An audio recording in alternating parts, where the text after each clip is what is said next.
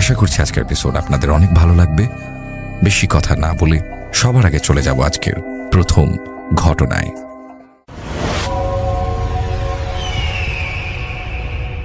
আসসালামু আলাইকুম রাসেল ভাই, আসসালামু আলাইকুম লিসেনার্স, আশা করি সবাই ভালো আছেন। আজকে ভিন্ন রকমের একটি স্টোরি নিয়ে আপনাদের সামনে হাজির হয়েছি। ঘটনাটি যার সঙ্গে ঘটছে তার নাম হচ্ছে আল আমিন।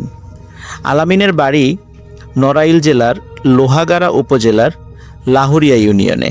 সময় ছিল 2014 সাল। আল আমিন তখন ছিল এসএসসি পরীক্ষার্থী। প্রতিদিন ভোরবেলা তার দুটো প্রাইভেট থাকতো, মানে ফজরের পরপরই একটা প্রাইভেট, তারপরে আর একটা প্রাইভেট। তখন যেহেতু পরীক্ষার্থী ছিল, পড়ার প্রেশারটাও বেশি ছিল। একদিন সন্ধ্যার পর তার বাসা থেকে হঠাৎ করে বলে যে আল আমিনের খালা অসুস্থ, কিছু খাবার দাবার নিয়ে খালাকে দেখতে যেতে হবে। খালার বাড়ি ছিল আল আমিনের গ্রাম থেকে 15 কিলোমিটার দূরে, এবং বাইসাইকেল চালিয়ে সেখানে যেতে প্রায় 2 ঘন্টা সময় লাগতো। আল আমিন শুরুতে যেতে রাজি না হলেও পরবর্তীতে যেতে রাজি হয়, এবং আল আমিনের মা বাবা তার খালার জন্য বেশ কিছু ফলমূল, খাবার, এই জিনিসগুলো আল আমিনকে দিয়ে দেয়। আল আমিন সাইকেল চালিয়ে তার খালা বাড়ির দিকে যেতে থাকে। এখানে একটা বিষয় বলে রাখা ভালো, তার খালা বাড়ি যেতে পথে বেশ কয়েকটা ভয়ানক প্লেস পড়ে, যেমন বিশাল একটি বিল, একটি শ্মশান, বট গাছ, তাল গাছ, কবরস্থান, এরকম বেশ কিছু জায়গা পড়ে। আল আমিন স্বাভাবিকভাবেই সাইকেল চালিয়ে এই সমস্ত জায়গা পার হয়ে সে তার খালাবাড়িতে চলে যায়। কোথাও কোনো সমস্যা হয়নি। খালাবাড়িতে যাবার পর খালাবাড়ির লোকেরা তাকে খুব রিকোয়েস্ট করে রাত থেকে যেতে, কিন্তু আল আমিন বলে যেহেতু তার পরীক্ষা নিকটে এবং পরদিন ভোরবেলা তার প্রাইভেট রয়েছে, এই জন্য সে কিছুতেই থাকতে পারবে না। যেহেতু তার লেখাপড়ার এক্সকিউজ সে দিয়েছিল, এই কারণে তার খালাবাড়ির লোকরাও তাকে কোনো বাধা দেয়নি। আল আমিন যেহেতু চলেই যাবে, তখন খালাবাড়ির লোকেরা তখন তার জন্য, মানে তার পরিবারের লোকদের জন্য রান্না করা খাবার, মাছ, মাংস এবং স্পেশালি একটি মাঝারি আকৃতির মুরগির বাচ্চা, তাজা মুরগির বাচ্চা দিয়ে দেয়, যাতে করে বাড়িতে নিয়ে এটা জবাই করে খেতে পারে। তো আল আমিন এই জিনিসগুলো ব্যাগে করে নিয়ে রওনা দেয়। ওই মুরগির বাচ্চাটা ব্যাগের মধ্যে এমনভাবে রেখেছে যাতে করে কোনোভাবেই এটি চাকার সাথে টাচ না করে, এবং এই ব্যাগগুলো আল আমিন সাইকেলের পেছনে না রেখেছিল সামনের হ্যান্ডেলের সাথে। আর মুরগির বাচ্চাটা খুব সতর্কভাবে রেখেছিল, কোনোভাবেই যেন চাকার সাথে টাচ না করে এবং আঘাত না খায়।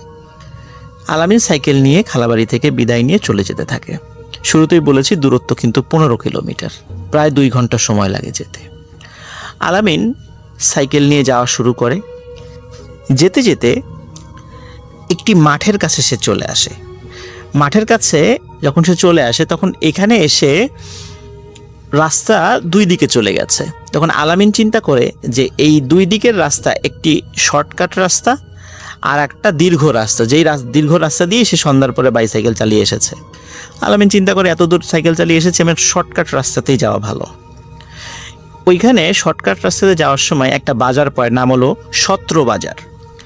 সত্র বাজার থেকে বাজার হয়ে আল আমিন যেতে থাকে।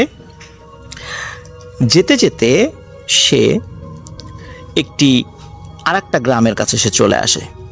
এই গ্রামটা ছিল হিন্দু পাড়া, মানে সেখানে প্রায় সবাই হিন্দু পরিবার বসবাস করে। আর এই দিক দিয়ে যেহেতু যাচ্ছে, সে চিন্তা করছে যে এদিক দিয়ে যাওয়ার পথে কিন্তু আরেকটা শ্মশান পড়ে, কবরস্থানও আছে। এখন আল আমিন যেটা ভাবছে সেটা হচ্ছে যে যেহেতু অন্য রাস্তা দিয়ে যেতে গেলেও একই সমস্যা ফেস করব, আর এদিক দিয়ে যেহেতু মানুষদের বাসাবাড়ি আছে, পরিচিত বাসাবাড়িও পাওয়া যাবে, কোনো সমস্যা আপদ বিপদ হলে তাদের হেল্প নেওয়া যাবে, এই জন্য আল আমিন এই শর্টকাট রাস্তাটা বেছে নেয়। আল আমিন ওই হিন্দু পাড়ার মধ্যে দিয়ে সাইকেল নিয়ে যেতে যেতে যেতে যেতে হঠাৎ একটা জায়গায় একটা লম্বা তাল গাছ দেখতে পায়। আল আমিন এইটা খেয়াল করে যে তাল গাছের পাশ দিয়ে একজন মহিলা, চুল খোলা এবং তার ওড়নাটা মাটিতে গড়াগড়ি খাচ্ছে। সে সোজা রাস্তার পাশ দিয়ে হেঁটে বিলের মধ্যে নেমে গেল। আলামিন এটা দেখে প্রথমে খুব ভয় পায় যে কি ব্যাপার, সে কি ঠিক দেখলো না ভুল দেখলো। তখন আলামিন চিন্তা করেছে সে ভুলও দেখতে পারে। এই কথা চিন্তা করে আলামিন আবার সাইকেল চালানো শুরু করে। সাইকেল চালাতে চালাতে যখন সাইকেল একটি ব্রিজের কাছে উঠবে ভাব, তখন হঠাৎ করে ব্যাগের মধ্যে থাকা মুরগির বাচ্চাটি প্রচণ্ড শব্দে আর্তনাদ করে ওঠে। আলামিন চিন্তা করে কি ব্যাপার, হঠাৎ করে মুরগির বাচ্চা এভাবে শব্দ করলো কেন। আলামিন সাইকেল থামায়। সাইকেল থামিয়ে মুরগির বাচ্চা যেই ব্যাগে রেখেছিল সেই ব্যাগটি খোলে। কিন্তু খুলেই আলামিন হতভম্ব হয়ে যায়। মনে হচ্ছে ওই মুরগির বাচ্চার কেউ ঘাড় ভেঙে এমনভাবে ভেঙেছে যে ফিনকি দিয়ে রক্ত বের হচ্ছে। আলামিন চিন্তা করে কোনোভাবে হয়তো বা সাইকেলের সামনের চাকার মধ্যে ব্যাগটা চলে গেলেও যেতে পারে, যার ফলে মুরগির বাচ্চাটির মাথা হয়তো বা সাইকেলের মধ্যে ঢুকে গেছে, চাকার মধ্যে ঢুকে গেছে, যার ফলে এই দুর্ঘটনা ঘটেছে।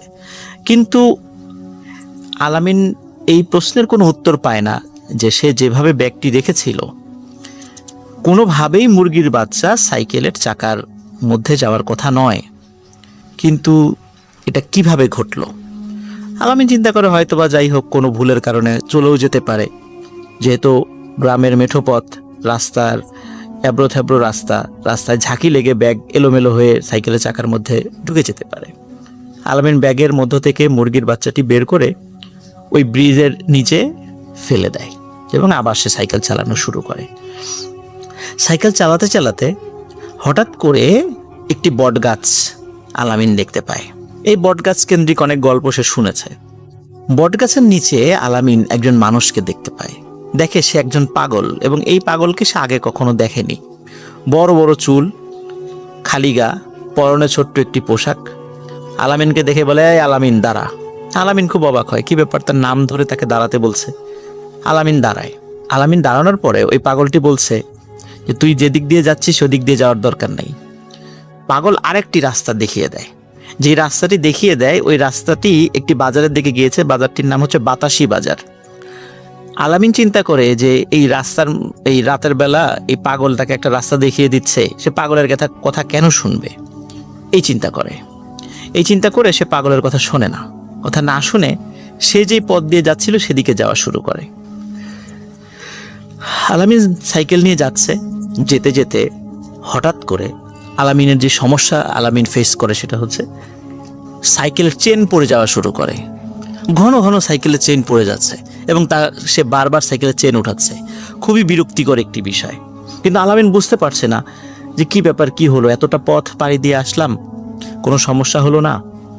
এই পাগল বলল যে একটা পথে যেতে, ওদিকে না গিয়ে আমার পছন্দ মতো পথ দিয়ে আগাচ্ছি, তা হঠাৎ করে সাইকেলের চেন পড়ছে। তা আলামিন মনে করে হয়তো বা সাইকেলের কোনো যান্ত্রিক ত্রুটির কারণে সাইকেলের চেন পড়তেও পারে। সে বারবার চেন উঠাচ্ছে আর সাইকেল চালাচ্ছে। কিন্তু সে খুব বিরক্ত হয়ে যাচ্ছে যে এইভাবে তো আর কতক্ষণ সে এইভাবে সাইকেল নিয়ে চালাতে পারবে, কারণ এতবার চেন পড়লে আসলে সাইকেল চালানো সম্ভব নয়। আর তখনও তার গন্তব্য থেকে দূরত্ব ছিল 3 থেকে 4 কিলোমিটার।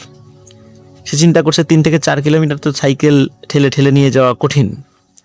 তারপরও সে চেষ্টা করছে আর কি যতদূর সম্ভব চালিয়ে যাওয়ার জন্য। আলামিন সাইকেল এভাবে চালাতে চালাতে একটি কবরস্থানের কাছে চলে আসে। যখনই কবরস্থানের কাছে চলে আসে আলামিন বিকট একটি গন্ধ পায়, মনে হচ্ছে পচা লাশের গন্ধ। আলামিন একটা বিষয়ে চিন্তা করে যে লাশের গন্ধটা কোথা থেকে আসছে। চিন্তা করে হয়তো বা কোনো ভাঙা কবর থেকে এটা আসতেই পারে, যেহেতু পাশেই কবরস্থান। কিন্তু আলামিন খেয়াল করে না, এই গন্ধটি কবরস্থান থেকে আসছে না, এটি আসছে সামনের দিক থেকে, মানে রাস্তা থেকে। তার মানে রাস্তায় কোনো কিছু, এমন কিছু পড়ে আছে যেটা থেকে তীব্র গন্ধ বের হচ্ছে। আলামিন ভাবে হয়তো বা রাস্তায় কোনো মরা কোনো প্রাণী পড়ে থাকতে পারে যেটা পচে আছে, যেটা থেকে দুর্গন্ধ আসতে পারে। তা আলামিন এটা ভেবে আবার সে সাইকেল চালানো শুরু করে। কবরস্থান পার হয়ে আরেকটি ব্রিজ রয়েছে। আলামিন স্বাভাবিকভাবে ব্রিজে ওঠার জন্য সাইকেলটা স্পিডটা বাড়িয়ে দেয়। যেহেতু ব্রিজটা উঁচু দিকে, সাইকেলটা নর্মাল স্পিডে চালালে সাইকেল ব্রিজে উঠবে না, এই জন্য স্পিডটা বাড়িয়ে দেয়। কিন্তু অদ্ভুত ব্যাপার, আলামিন খেয়াল করে যে এখন সাইকেলের চেন পড়ছে না, সাইকেল সে চালাতে পারছে। কিন্তু সেই সাথে আর একটা বিষয় আলামিন খেয়াল করে যে সে যেই গতিতে সাইকেল চালাচ্ছে, সাইকেলের গতি সেটা নেই। গতি অনেক কম এবং হঠাৎ করে আলামিনের কপালে এবং নাকে পাখির ডানার আঘাত লাগে। শত শত পাখি তার মুখের সামনে দিয়ে উড়ে যাচ্ছে, সবই কালো রঙের পাখি, কারণ চাঁদের আলোতে সেটা দেখা যাচ্ছিল। কিন্তু আলামিন বুঝতে পারছে না যে রাতের বেলা এত পাখি কোথা থেকে আসলো। সাধারণত রাতের বেলা বাদুর বা নিশাচর প্রাণী ছাড়া তো অন্য কোনো পাখি দেখা যায় না, কিন্তু এত পাখি কোথা থেকে আসছে। এবং মনে হচ্ছে পাখিগুলো তাকে ব্রিজে উঠতে দেবে না, যে কোনোভাবেই এই ব্রিজে ওঠা তারা থামাবে। কিন্তু আলামিন নাছোড়বান্দা, সে এই সব প্রতিকূলতা পার হয়ে ব্রিজে ওঠে। কিন্তু ব্রিজে ওঠার পর সে একটা অদ্ভুত বিষয় খেয়াল করে। সে দেখে একটি মহিলা, তার হাতে সাদা কোনো কিছু একটা, মনে হচ্ছে যে অনেক দিন পানির নিচে থাকার ফলে কোনো মানুষ বা অন্য কোনো প্রাণী যাদের শরীরে কোনো লোম নাই, তারা যেমন পানির নিচে কয়েকদিন থাকার পর সাদা ফ্যাকাশে হয়ে যায়, ওরকম ছোট্ট ফ্যাকাশে কিছু একটা। চাঁদের আলোতে আলামিন স্পষ্টভাবে দেখতে পায় যে ওটি একটি বাচ্চার ডেড বডি, এবং ওই মহিলা ওই বাচ্চার ডেড বডি থেকে খুবলে খুবলে কিছু একটা খাচ্ছে। আলামিন ওই দৃশ্য দেখে আর সহ্য করতে পারেনি। তখন সে সেখানেই সেন্সলেস হয়ে পড়ে যায়, এবং সেন্সলেস হয়ে পড়ার আগে সে প্রচণ্ড জোরে একটা চিৎকার করে। ওদিকে আলামিনের যে মামা, ওনার আবার বাতাসি বাজারে ওনার ব্যবসা বাণিজ্য ছিল, দোকান ছিল। উনি ওই দিন কোনো কারণে দোকান বন্ধ করতে দেরি হয়ে যায়। তো উনি এই দোকান বন্ধ করে যখন বাড়িতে ফিরছিলেন, তখন উনি বাড়ি থেকে বেশ দূরে ছিলেন। তখন আলামিন যে প্রচণ্ড জোরে চিৎকার করেছিল, আলামিনের মামার কানে সে শব্দটি গিয়েছিল। তখন উনি কী হলো এই চিন্তা করে আবার পেছনে আসে। পেছনে এসে আলামিনকে অজ্ঞান অবস্থায় পায়। তো আলামিনের সাইকেলের সাথে থাকা ব্যাগ এবং আলামিনকে সাথে নিয়ে উনি বাড়ির দিকে যাওয়া শুরু করেন। কারণ ওনার কাছে ফোন ছিল, ফোনে অন্য লোকদেরকে খবর দেন, তারাও চলে আসে। সবাই মিলে আলামিনকে ধরাধরি করে তার নানার বাড়িতে নিয়ে যায়। পাশে তার নানা বাড়ি ছিল, সেখানে নিয়ে যায়। যে রাত্রে এই ঘটনাটি ঘটে এটি ছিল বুধবার। পরের দিন বৃহস্পতিবার দিন সকালে ইসলাম ফকির নামক একজন ব্যক্তির কাছে তাকে ট্রিটমেন্টের জন্য নিয়ে যাওয়া হয়।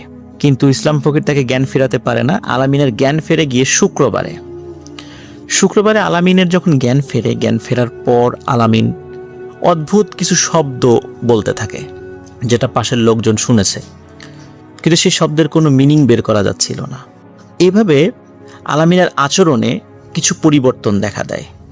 সে কাউকে কাছে পেলে মারার জন্য উদ্যত হয়, এবং সে জিজ্ঞেস করে, এই তুই নামাজ পড়েছিস কিনা, ভালো কাজ করেছিস কিনা, এই ধরনের কথা জিজ্ঞেস করে, এবং তাকে মারার জন্য উদ্যত হয়। সবাই তাকে ভয় পেতে থাকে।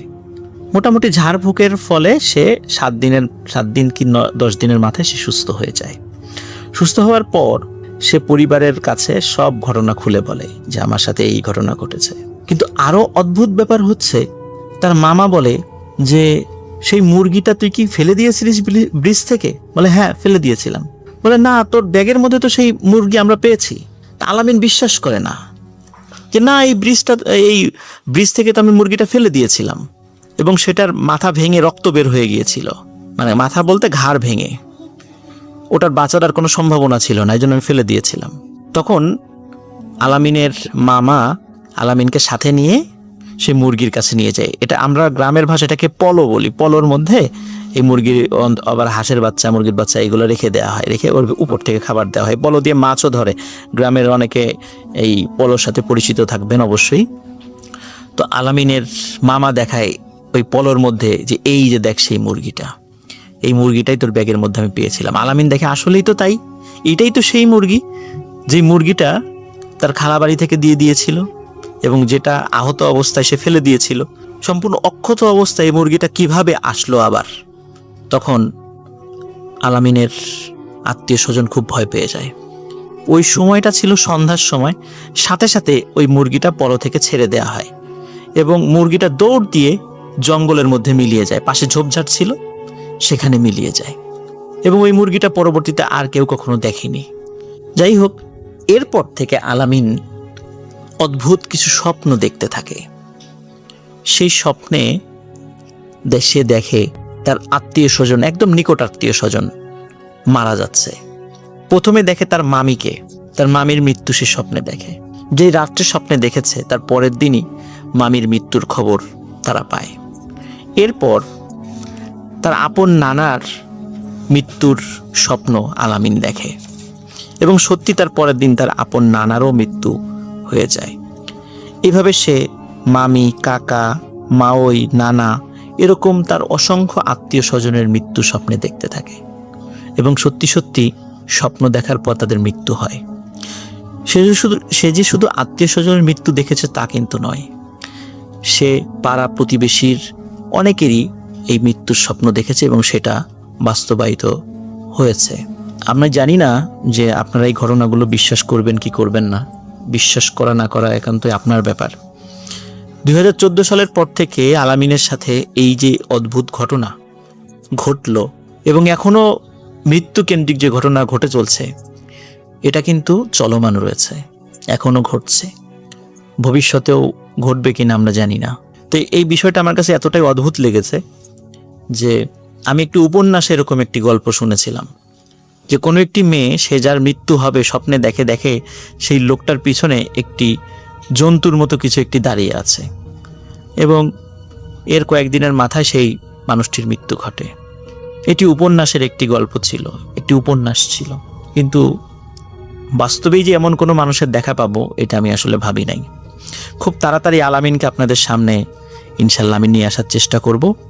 সবাই ভালো থাকবেন, সুস্থ থাকবেন।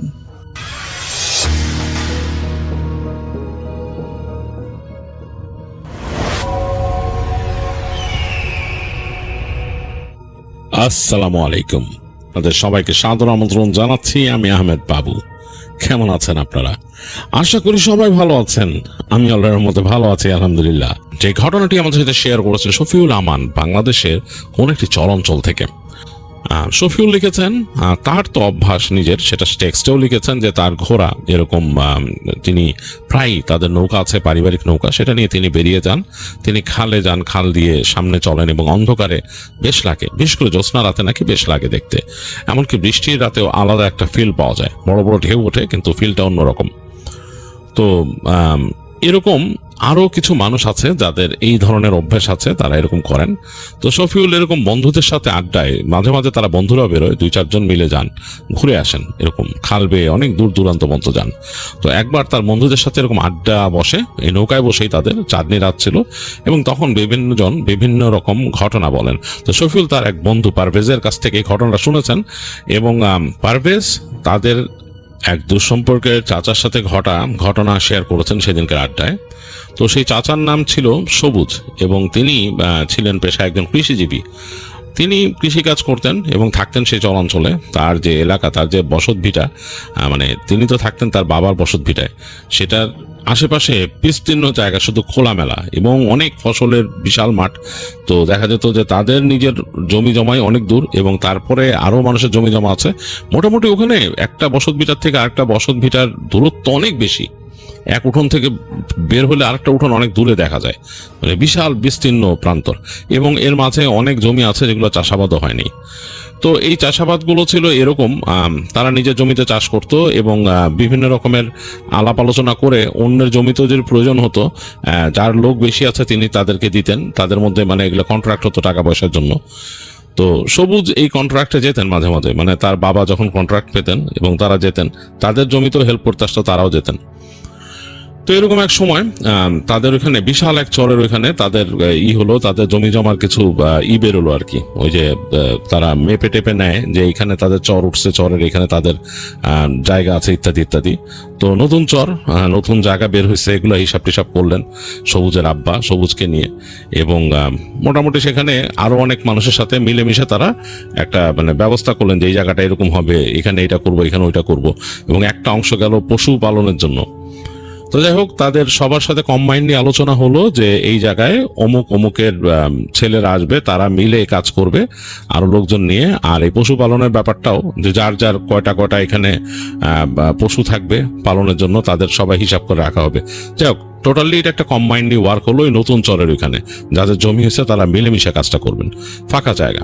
এবং সেখানে ওরকম একটা গোয়াল ঘরের মতো তৈরি করা হলো তো পশু রাখার জন্য। আর একটা ছোট্ট ঘর তৈরি করা হলো যেখানে যারা কাজ করবেন তাদের মধ্যে 2 জন মানুষ পাহারা থাকবেন, কারণ পশুগুলো থাকবে, ফসলের চাষ হবে। তো একবার দায়িত্ব পড়লো হচ্ছে সবুজের সেখানে যাওয়ার, মানে তাদের পরিবার থেকে সবুজের দায়িত্ব পড়লো এবং তিনি তার বাবার কথা ওখানে গেলেন।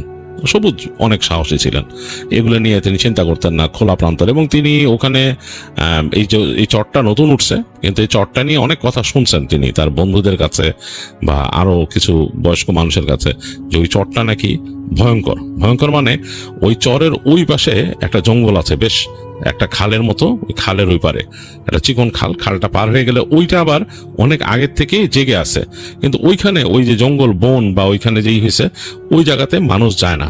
কেন যায় না? মানুষ ভয় পায়।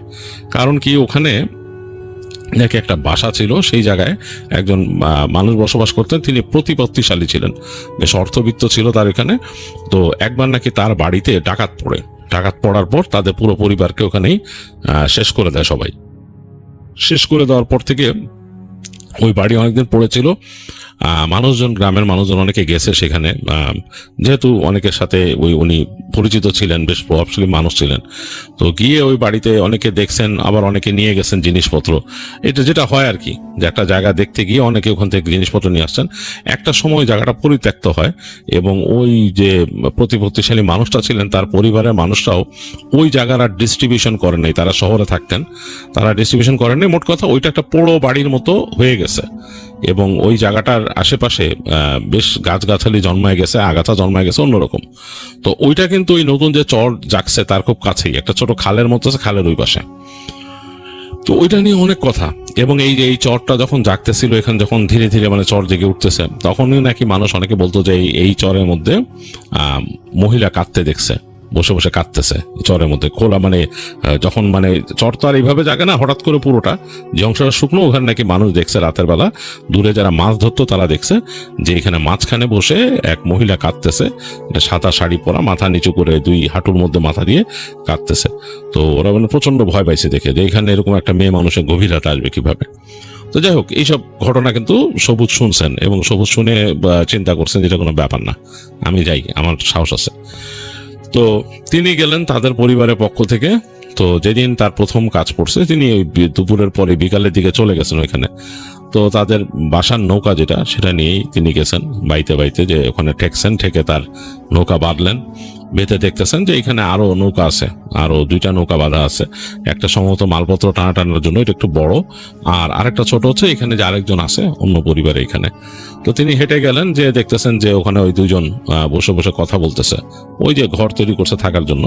বেশ সুন্দর বাতাস, বিকেলের চরের বাতাস আসতেছে, বেশ সুন্দর, গা জোড়ায় গেল।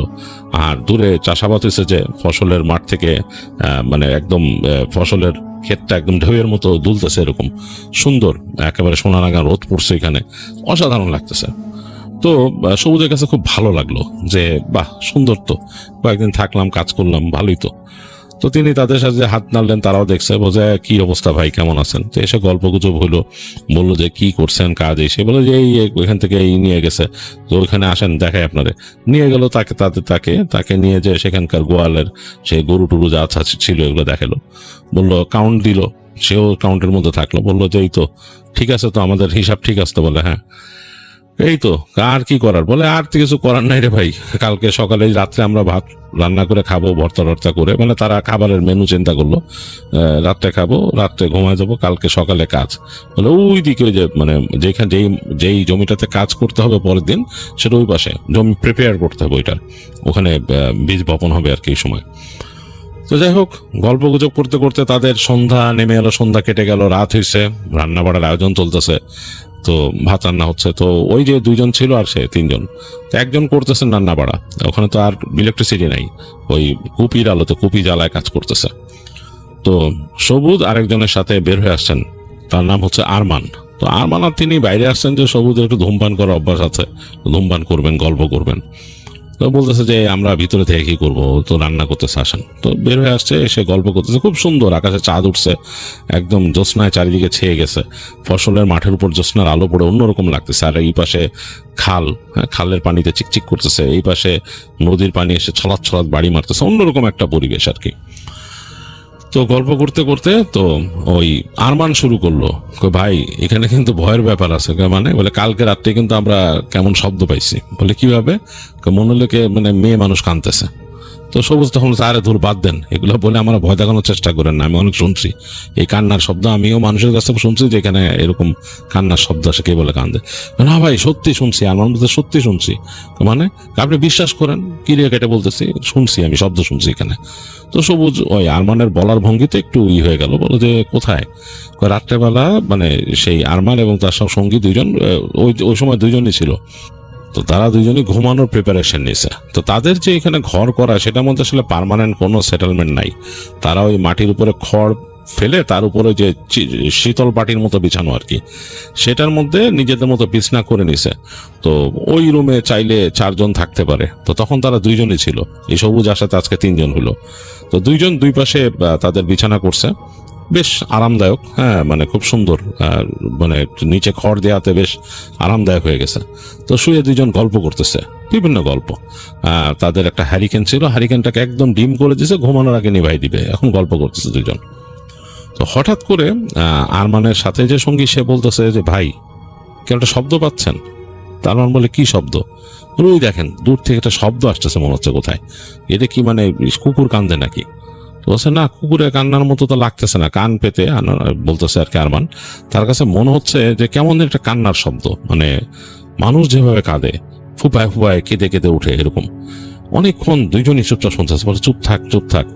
তো তখন আরমান বলল যে এখানে অনেক খারাপ কথা আছে রে।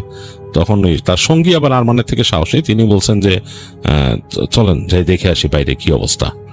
আরমান তার সঙ্গীকে বলে যে না, বাইরে যাওয়া লাগবে না, চুপচাপ শুয়ে থাক, এখানে শুনছি যে এখানে এরকম খারাপ জিনিস আছে, এরকম খোলা চর, শুধু 2 জন মানুষ আমরা, আমাদের এসব দেখা দেখির দরকার নেই। তো তার সঙ্গে বলে যে ভাই একটু দেখিয়ে দিতে। বলে না, কোনো দেখা দেখি লাগবে না, তুই হারিকেনটা কমায় দিয়ে নিভাই দিয়ে শুয়ে পড়। তাই বলে মানে তিনি বলে হারিকেন নিভা তাড়াতাড়ি। তো তার সঙ্গী হারিকেন নিভায় এবং আরমানরা শুয়ে পড়ে দুজনই। এবং শুয়ে সারা রাত মানে অনেকক্ষণ আরমানের নাকি ঘুম আসে নাই, সে নাকি শুনছে যেরকম কান্নার শব্দ, এবং খুবই আশ্চর্য যে এই কান্নার শব্দটা নাকি অনেকটা 3Dর মতো, মানে একবার মনে হচ্ছে দূরে, একবার মনে হচ্ছে তাদের কাছে। এবং মানে যখন নাকি ঘুমায় যায় তার আগে দিয়ে মানে মনে হচ্ছিল যে তাদের যে ঘরটা, সেই ঘরের একদম পাশ থেকেই নাকি শব্দ আসতেছে। তো এই শব্দ মানে বেশ অন্যরকম ছিল এবং বেশ ভয়ের। এগুলো শোনার পরে সবুজ বলে যে ভাই এই চর নিয়ে আমি আগেও শুনছি, আমার বন্ধু বান্ধবরা আলোচনা করে এইসব, বলে যে এখানে এরকম আসে, শুনে কান্নার শব্দ, আর কে বলে দেখছে ওইখান দিয়ে যাওয়ার সময়। তো যাই হোক, এটা হয়তো আপনি ওইভাবে শুনছেন, এইভাবে আপনার কানে আসছে, এছাড়া আর কিছু না। তো ওই লোক আরে না রে ভাই, আপনি দেখছেন ওই যে খাল দেখেন ওইখানে, খালের ওই পারে যে চর, জানেন তো ওইখানে ঘটনা কি? বলে কি মানে কি? বলো এখানে অমকের বাড়ি ছিল আর কি, একজনের নাম বলে যে ওই যে বললাম প্রতিপত্তি আলা লোক, বলে যে তার ঘর ছিল এখানে, ওই ঘর এখনো পড়ে দিচ্ছে, ওই ঘরের ঘটনা তো জানেন। তো সবুজ বলে যে হ্যাঁ শুনছি। এই বলে যে ওইটা ওখানে কিন্তু অনেক উল্টা পাল্টা জিনিস আছে। সবুজ বলে এটাও শুনছি যে ওখানে গেলে সমস্যা আছে। তো বলে ওখানে কোনো মানুষ এখন সাহস করে যেতে পারে না, গেলে কেউ ফিরে আসে না। আরমান বলতেছে সবুজরে। সবুজ বলে এইটা কি বললেন ভাই, গেলে ফিরে আসে না মানে কই যায়? আপনি কয়জন এরকম ফিরে আসেন আমাকে হিসাব দেন। আরমানে বলছে। আরমান বলে না রে ভাই, এরকম শুনছি এরকম গেলে ফিরে আসে না, আপনি আমাকে হিসাব দেন যে কে কে গেছে আর ফিরে আসে নাই। বলে সবুজ হো হো করে হাসতে থাকে। তো আরমান এই সবুজের এই হাসিতে একটু অফেন্ডেড ফিল করে, মনে করে যে তাকে নিয়ে মনে হয় মক করতেছে সবুজ, মানে তাকে নিয়ে মানে মজা করলো। আরমান বলে যে ভাই শুনেন, আপনার এত সাহস থাকলে আপনি ওখানে যান, আজকে রাত্রে যান। আপনি যদি ওখানে যে ঘুরে আসতে পারেন, মনে করবো আপনি বীর পুরুষ, আপনি বীর পুরুষ, আপনারা আমি এটা টাইটেল দিয়ে দেবো যে আপনি বীর পুরুষ, আপনি এখানে গেছেন, ওখানে ঘুরে আসছেন। তো সবুজ বলতেছে এইটা কোনো ব্যাপার? এ তো কোনো ব্যাপারই না রে ভাই, চলেন ভাত খেয়েই তারপর যাবো। তো দেখা গেলো আরমান একটু মুখটা শুকায় গেছে, সে বলে ভাত খেয়ে যাবেন? হ্যাঁ ভাত খেয়ে যাবো। থাক দরকার নেই বাদ দেন, আপনার বীর পুরুষ টাইটেল দরকার নেই। সবুজ বলছে আরে ভাই এত কথা বলেন কে, বলছেন তো যে দেখাবো আপনার, কি অসুবিধা? এমনিও তো আমাদের ওই পাশে যে ক্ষেতটা দেখতে হবে, কাজ করবো না ওখানে, ওখানে তো যাই না এই কোনায়, চলেন আগে ভাত খেয়ে নিই। তো তাই বলে তারা ভিতরে আসে, ভিতরে এসে দেখে যে রান্না মোটামুটি হয়েছে, তারা ভর্তা ভাত খাবে রাতে। তো খাওয়া দাওয়া করলো এবং আরমান চুপ। আরমান যে এই কথা বলে ফেলছে সবুজকে এবং সবুজের চ্যালেঞ্জ নিয়ে ফেলছে, এইটাও আরমানের কাছে একটু অন্যরকম লাগতেছে, এটা কি ভুল করলো নাকি? তো খাওয়া দাওয়া শেষ, আরমান মনে মনে ভাবতেছিল যে যাক মানে ভুলে যাক, সবুজ জানি ব্যাপারটা মনে না রাখে, এই জিনিসটা মানে তার মনে না রাখলে ভালো। কারণ সে জানে যে সবুজ এর ক্যারেক্টার, সে একটু জানে তাদের ওই গ্রাম অঞ্চলে যে সবুজ একটু রাগচটা আর কি, সে যখন নাকি কোনো কিছু শুনে সে ওই কাজটা করে এরকম আর কি। তো তাদের খাওয়া দাওয়া শেষ হলো, আর দেখা গেল যে সবুজ এই হাতটা ধুইতে ধুইতে এমনি অন্যান্য গল্প করতেছে তাদের সাথে এটা ওইটা নিয়ে। তো আরমান মনে মনে ভাবতেছে সবুজ মনে হয় ভুলে গেছে ব্যাপারটা, বা ওইটা নিয়ে তার মাথায় নেই। তো যাই হোক, তারা ওই টুকিটাকি কথা বলতে বলতে আবার ঘরের বাইরে আসলো, দেখলো যে চাঁদের আলো আরো উজ্জ্বল হয়েছে, বেশ সুন্দর লাগতেছে, বাতাসটা একটু বেশি, দমকা দমকা হাওয়া আসতেছে মাঝে মাঝে। তো সেই ছোট ভাই সহ বেরিয়েছে। তো সবুজ তখন বলতেছে আরমানকে যে, কই আরমান, চলেন ওদিকে যাই। তো আরমানের একটু অস্বস্তি লাগছে, বলছে কি ভাই আসলেই যাবেন আপনি? বলে আসলে কি আমি আপনাকে নকল কথা বলছি? আপনি বলছেন না, তো এটা একটা চ্যালেঞ্জ আমার জন্য এখন যাওয়া, আমি যদি না যাই এটা আমার জন্য আসলে একটা পরাজয় হবে। আরমান বলে, আরে না না, ওইটা এমনি বলছে আপনারা, দূর আপনার কি যাওয়ার দরকার, ব্যাপার না ওইটা। বলে কি না না না, আরে ভাই রাত হয়ে গেছে, এখানে কি বলেন আপনি? ওই পাশে তো এই এই যে আমাদের এই সাইডটা তো অ্যাকচুয়ালি পুরাটাই মানে নৌকা দিয়ে আসতে যাইতে হয়, ওই পাশে কিন্তু ইসের সাথে আছে, ওখানে শিয়াল টিয়াল আসতে পারে। কারে ধুর ও চলেন তো কিচ্ছু না, কারে ওইখানে পড়ে রয়েছে এই গাছপালার মধ্যে বাড়ি কতদিন হিসাব আছে। তো সবুজ বলতেছে কোনো ব্যাপার না ভাই, আমি যাব, কোনো চিন্তা করেন না। ওই আমি দেখছি যে আপনাদের ওই কর্নারের মধ্যে মশাল বানায় রাখছেন, তো ওই মশাল একটা নিয়ে যাব, আমি জাস্ট নৌকায় করে যাব, যে ওখানে যে ওই পাশে খালটা আমি এমনি পার হবো না, নৌকা দিয়েই পার হবো, ওই পাশে যে জাস্ট মশাল জ্বালায় উঠবো, উঠে ওই জায়গায় যাবো, ঘুরবো, এবং আমার কাছে ভালো লাগবে, আমি খুব পছন্দ করি এরকম যাইতে। তার মান বলে, তাহলে এক কাজ করি, আমি আপনার সাথে যাই। ছোট ভাইটা বলতেছে না আমিও যাই। বলে না না না, আপনাদের সাথে নিয়ে গেলে তার আমার চ্যালেঞ্জ হলো না, আমি একা যাবো, এটা হলো কথা। আমি আপনাদের একটা প্রমাণ করে দিব যে ওখানে গেলে কিচ্ছু হয় না, এইগুলো আজে বাজে কথা, যে কেউ ফিরে আসে না, এইসব কথা আলাদা আজে বাজে। আপনারা থাকবেন, আপনাদের শুধু একটাই কি, আপনারা চাইলে ওই ক্ষেতের পাশে থাকতে পারেন যেখান থেকে আমি যাচ্ছি, আর যদি চান ঘরে চলে আসতে পারেন, অসুবিধা নেই, আমি নৌকা ঘুরায় এদিক দিয়ে নিয়ে আসবো। তো আরমান বলল যে না ভাই এটা ঠিক না, আমি ওখানে বসে থাকবো, আচ্ছা চলেন। তো তারা গেল, দেখা গেল যে ওখানে যে মশাল ছিল, 4-5টা মশাল ছিল তাদের, তো এখান থেকে তারা নিয়ে গেল আর কি, 3টা মশাল নিল, 3জনে নিয়ে ওখান থেকে রওনা দিল। তো হেঁটে নৌকার কাছে আসলো, এসে নৌকার পাটাতনের মধ্যে মশালগুলো রেখে নৌকায় উঠে বসলো, এবং সবুজের নৌকায় নিল সবুজ, এবং আস্তে আস্তে বাওয়া শুরু করলো। তো এই পাশে বসে তাদের ছোট ভাই যে ছিল তিনিও হাত লাগাইলেন, এবং এই নৌকা বাইতে বাইতে চরের পাশ দিয়ে যাচ্ছেন, খুব সুন্দর লাগতেছে।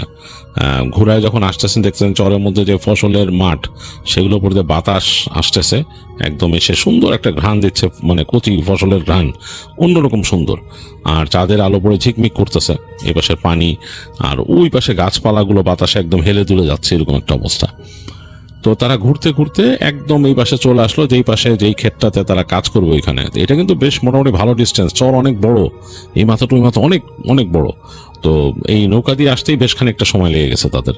তো বুঝলো যে হেঁটে আসলে অনেক সময় লাগতো। তো যাই হোক, ওখানে এসে রাখলো নৌকাটাকে, ঠিক নেমে তারপর যেই ক্ষেতে তারা কাজ করবো ওই ক্ষেতটাকে দেখলো। এখান থেকে তাদের যে সেটেলমেন্ট, মানে তাদের যে ঘর বা ওখানে গোয়াল, ওগুলো দেখা যাচ্ছে ছোট ছোট, মানে এখান থেকে যে বেশ দূরত্ব এটা বোঝা যাচ্ছে এখান থেকে দেখেই ঘরগুলোর সাইজ, মানে একটা ঘর এতটুকু লাগতেছে আর গোয়াল ঘর আরো ছোট। তো সবুজ বলল আচ্ছা ঠিক আছে ভাই, আমি রওনা দেই ওই পারে, এক কাজ করেন আপনারা এখানে থাকেন, বসে থাকেন, আমি চলে আসবো, ওখানে যে বেশিক্ষণ টাইম নিব না, জাস্ট যাবো, একটু ঘুরে চলে আসবো। আর যদি আপনার কাছে মনে হয় যে ভয় লাগতেছে, বলে একটু হাসলো সবুজ, একটু মানে মুচকি হাসিতে বলে, যদি ভয় লাগতেছে তাহলে হেঁটে হেঁটে ঘরের দিকে চলে যান, কারণ আমি তো ভাই নৌকা নিয়ে ফিরতে হবে, আমার এই খাল সাঁতরায় তো আর পার হবো না। তো তখন আরমান দেখা গেলো যে তার মুখটা আরো কালো হয়ে গেছে, কারণ তার মনে হলো যে তার কাছে এখন তার আত্মসম্মানে লাগছে। সে বলছে কেন ভয় লাগবে কেন, আমরা এখানে আছি, আপনি যান ওখানে, আর আপনারা তো ঘোরাও লাগবে না, আপনি জাস্ট ওই পারে যান, যে ওই পাশে উঠে জাস্ট হাত দিয়ে বলবেন এই যে আসছি, যে আপনি আবার চলে আসবেন, তাইলেই হলো আপনার, মানে আপনি ওখানে গেছেন এটাই প্রমাণ। তো বলছে প্রমাণের তো কিছু না, আপনি তো দেখতেছেন চোখে, অসুবিধা নেই, আমি যখন ওই পারে যেতে পারবো আমি ভিতরেও যেতে পারবো, আর বেশিক্ষণ লাগবে না, আমি চলে আসবো। বলে সবুজ আজ থেকে নৌকা উঠে বসে এবং তাদেরকে মশাল দিয়ে দেয় তাদেরগুলা। তিনি একটা মশালই নেন, সবুজ একটা মশাল নেন, নিয়ে তিনি আস্তে করে খুলে ফেলেন, মানে ওখানকার যে নোঙর করছেন খুলে নৌকা নিয়ে রওনা দেন খালটা পার হওয়ার জন্য। খাল বেশি চড়া না, ছোট্ট খাল, এটা তিনি পার হয়ে যান। ওই পাশ থেকে দেখতেছেন তিনি এই সবুজ এই চাঁদের আলোতেই যে দুইজন দাঁড়ায় আছে, এখানে আরমান আর তাদের ওই ছোট ভাইয়ের একজন, দুজন দাঁড়ায় আছে, অন্ধকারের মধ্যে তাদের চেহারা দেখা যাচ্ছে না, আলো পড়ে মানে অবয়ব দেখা যাচ্ছে, বেশ ভৌতিক লাগতেছে। তো সবুজ এটা দেখেই মনে মনে চিন্তা করতেছেন যে আরে পাবলিক, এরা মানুষ দেখলেই ভয় পায়, মনে করে যে কি ওই কোন একটা মানুষ হয়তো চরে দাঁড়াইছে, বা কেউ মনের দুঃখে হয়তো কাঁদছে এখানে বসে রেখে, ওই তারে নিয়ে বানায় ফেলছে একটা ঘটনা। মানে সবুজ এইসব জিনিস নিয়ে খুব একটা কেয়ার করতো না, বা এগুলো বিশ্বাস করতো না আসলে, সেটাই হচ্ছে মূল কথা। সে মনে মনে ধারণা করে নিচ্ছে যে ওই পাশে গেছি, হয়তো আছে কোনো মানুষের বাড়ি। এই নিয়ে কথা প্রচলিত হয়ে গেছে যে একসময় ডাকাতি করছে সেই লোকের ওইখানে, এখন মানুষ ভয়ে যায় না। আবার মানুষজন ওখানে তো লুটতারাজও করছে, যেহেতু যারা গেছে ওখানে ডাকাত চলে যাওয়ার পরে বা ওখানে যে মানুষ যে রাতের বেলা যে তাদের জিনিসপত্র নিয়ে আসছে অনেকে, তো এগুলো যেহেতু করছে তাদের মধ্যে একটা মানে ভয় এমনি জন্ম নিছে। মানুষেরটা লুটে বুটে খাইলে তার এরকমই মনে হয়, সে আর এত সাহসী মানুষ থাকতে পারে না, তার মনের মধ্যে ভয় কাজ করেই। এগুলো চিন্তা করছে আর কি সবুজ। যাই হোক, এরকম চিন্তা করতে করতেই তার নৌকা চলে আসলো এবারে। এইবারে এসে সে মানে খুঁজতেছে নৌকাটা বাঁধাবে কোথায়। এখানে এমন ভাবে মানে নল খাগড়ার মতো জন্ম নিচ্ছে যে মানে বাঁধানো কঠিন। তো খুঁজে সে একটা জায়গা তারপরে পেলো, ওখানে সে নৌকার মাথাটা ঢোকাই দিল, গুলিটা ঢুকে খ্যাচ করে, এবং যে সেখানে সে ডালপালা খুঁজলো কোথায় বাঁধলে ভালো হবে নৌকা, এবং সাথে তো যে অ্যাঙ্করের মতো নিয়ে আসছে। নৌকাটাকে ভালো মতো সে বাঁধলো, টেনে উঠাইলো অনেকটা, যাতে পানিতে আবার ভেসে না যায়। হ্যাঁ, ওখানে এরকম তো আবার আছে নৌকা ভেসে চলে যেতে পারে। তো রেখে তখনও দেখতেছে যে ওই পাশে খালের ওই পাশে ওদেরকে দেখে ভৌতিক লাগতেছে বেশ। ওরা কিন্তু তখনও আছে, ছোট ভাইটা বসে আছে আর আরমান দাঁড়ায় আছে তখনও। কেমন যেন লাগছে, চারটা হচ্ছে তাদের বিপরীতে, জাস্ট অবয়বটা মনে হইতেছে। তো সবুজ এখান থেকে একবার হাত নাড়লো, তো ওখান থেকে দেখা যাচ্ছে চিৎকার করে বলতেছে আরমান, চলে আসেন, যাওয়ার দরকার নাই। সে বলছে আরে থাকেন, আসতেছি, বেশিক্ষণ না বলে সে মশালটা নেয়, নিয়ে ওই যখন ঝোপঝাড়ের ভেতর দিয়ে সে রাস্তাটা দেখছে অন্ধকার। তো একটু মনের মধ্যে ভয় লাগছে সবুজের কাছে যে হতে পারে যে এখানে সাপ খোপ থাকতে পারে। হ্যাঁ, মানে এরকম ঝোপঝাড়ের মতো জায়গা, নলকাটার মতো। তো সে ওখানে দাঁড়ায়, তার কাছে ম্যাচ ছিল, ওইটা দিয়ে সে মশালটা জ্বালাইলো। মশালে আলো লাগার পরপরই মশালটা আস্তে করে এরকম জ্বলে উঠলো, চারিপাশে ছড়াই গেল আলোটা, মানে দাউ দাউ করে জ্বলতেছে উপরে মশাল। এবং তখন সবুজ মশাল উঁচু করে দেখাচ্ছে ওই পাশে। এই মশালের আলো এতটা হচ্ছে যে চারিপাশে তার একটা মানে রাউন্ড একটা লালচে আলোর মতো তৈরি হয়ে গেছে। তো ওইটা দেখায় সবুজ মানে হাঁটা দিল ওই সামনের দিকে। এখন আর তার ওইসব চিন্তা হচ্ছে না এখানে সাপ খোপ কি আছে। হেঁটে দেখতেছে নলখাগড়ার মধ্যে দিয়ে এরকম করে উঠে ঝোপঝাড়ের মধ্যে দিয়ে ঢুকে গেল। সে ঢুকে মশালটার আলোটা ওই পাশ থেকে আরমানও দেখতেছে যে ওখানে আলো নিয়ে ঢুকতেছে। ঢোকার পরে সে দেখলো যে হ্যাঁ, এখন একটা জায়গায় উঠছে, এই জায়গাটা মনে হয় যে পাতা টাতা শুকনা পড়ে আছে, ডালপালা এগুলো সব করা। তো ওগুলোর মধ্যে দিয়ে কোনো মতো সে হেঁটে বেরোলো ঝোপঝাড়ের ভিতর দিয়ে। মনে মনে ভাবতেছিল যে একটা মাসেটি টাইপের কিছু থাকলে কেটে কেটে যেতে পারতো সামনে। যাই হোক, বেশ কষ্ট হয়েছে, এরকম হাত দিয়ে এরকম করে ঠেকায় ঢুকছে। ঢুকে এইবার যেখানে আসলো সেই জায়গাটা মোটামুটি একটা পায়ে চলা পথের মতো। তো এইটা দেখে সবুজের কাছে বেশ অন্যরকম লাগলো।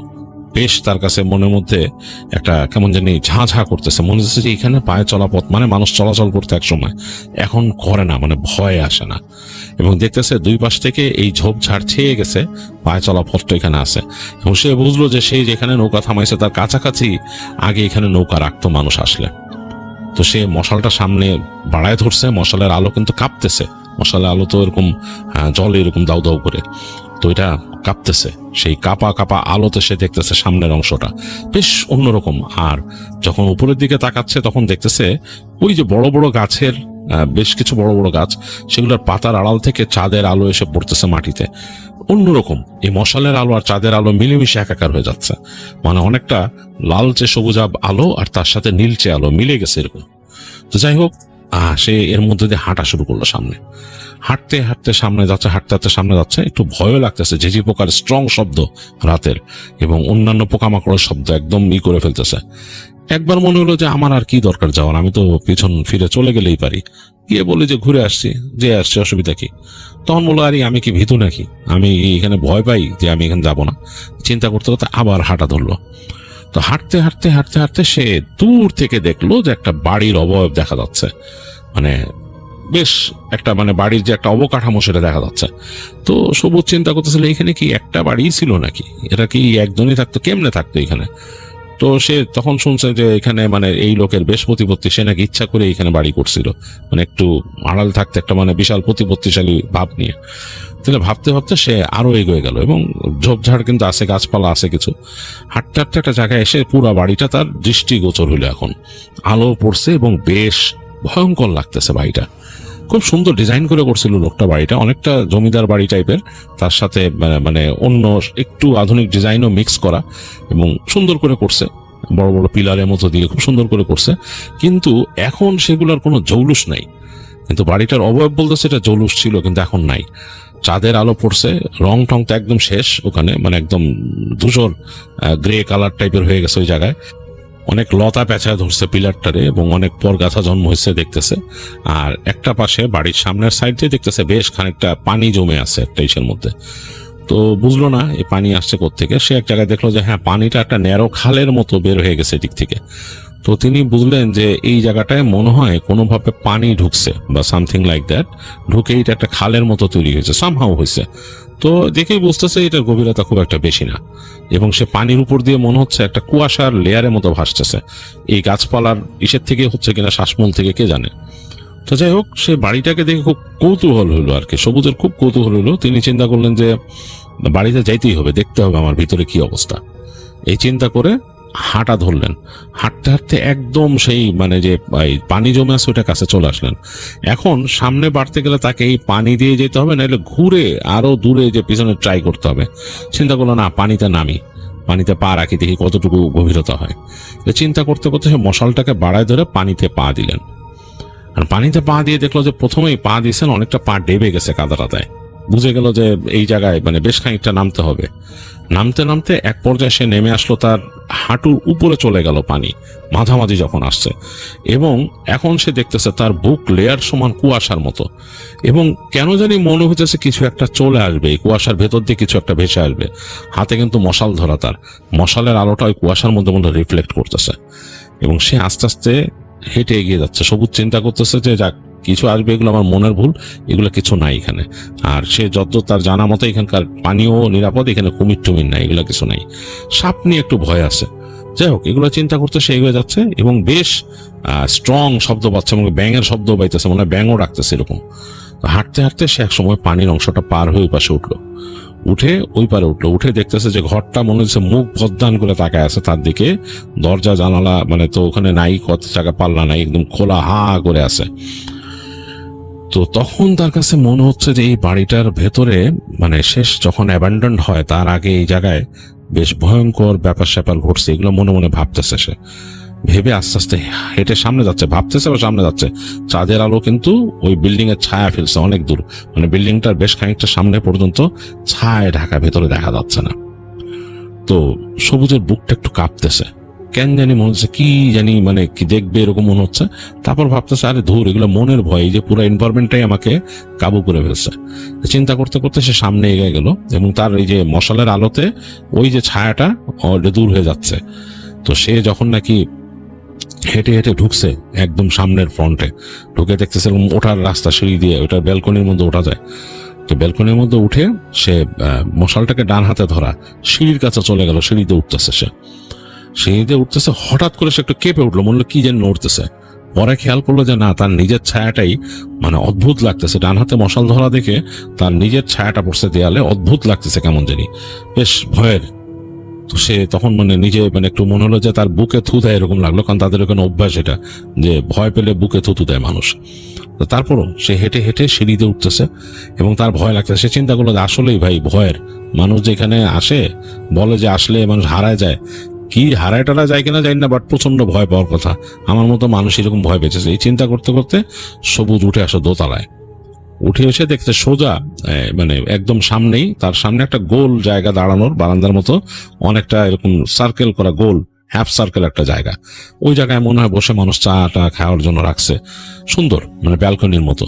তো সে ওখানে চলে গেল, ব্যালকনিতে যে দাঁড়ায় দেখতেছে বাসার সামনের অংশটা দেখা যাচ্ছে। দোতলাটাই প্রায় 13-14 ফিট উঁচু হবে, মানে মোটামুটি বেশ উঁচু।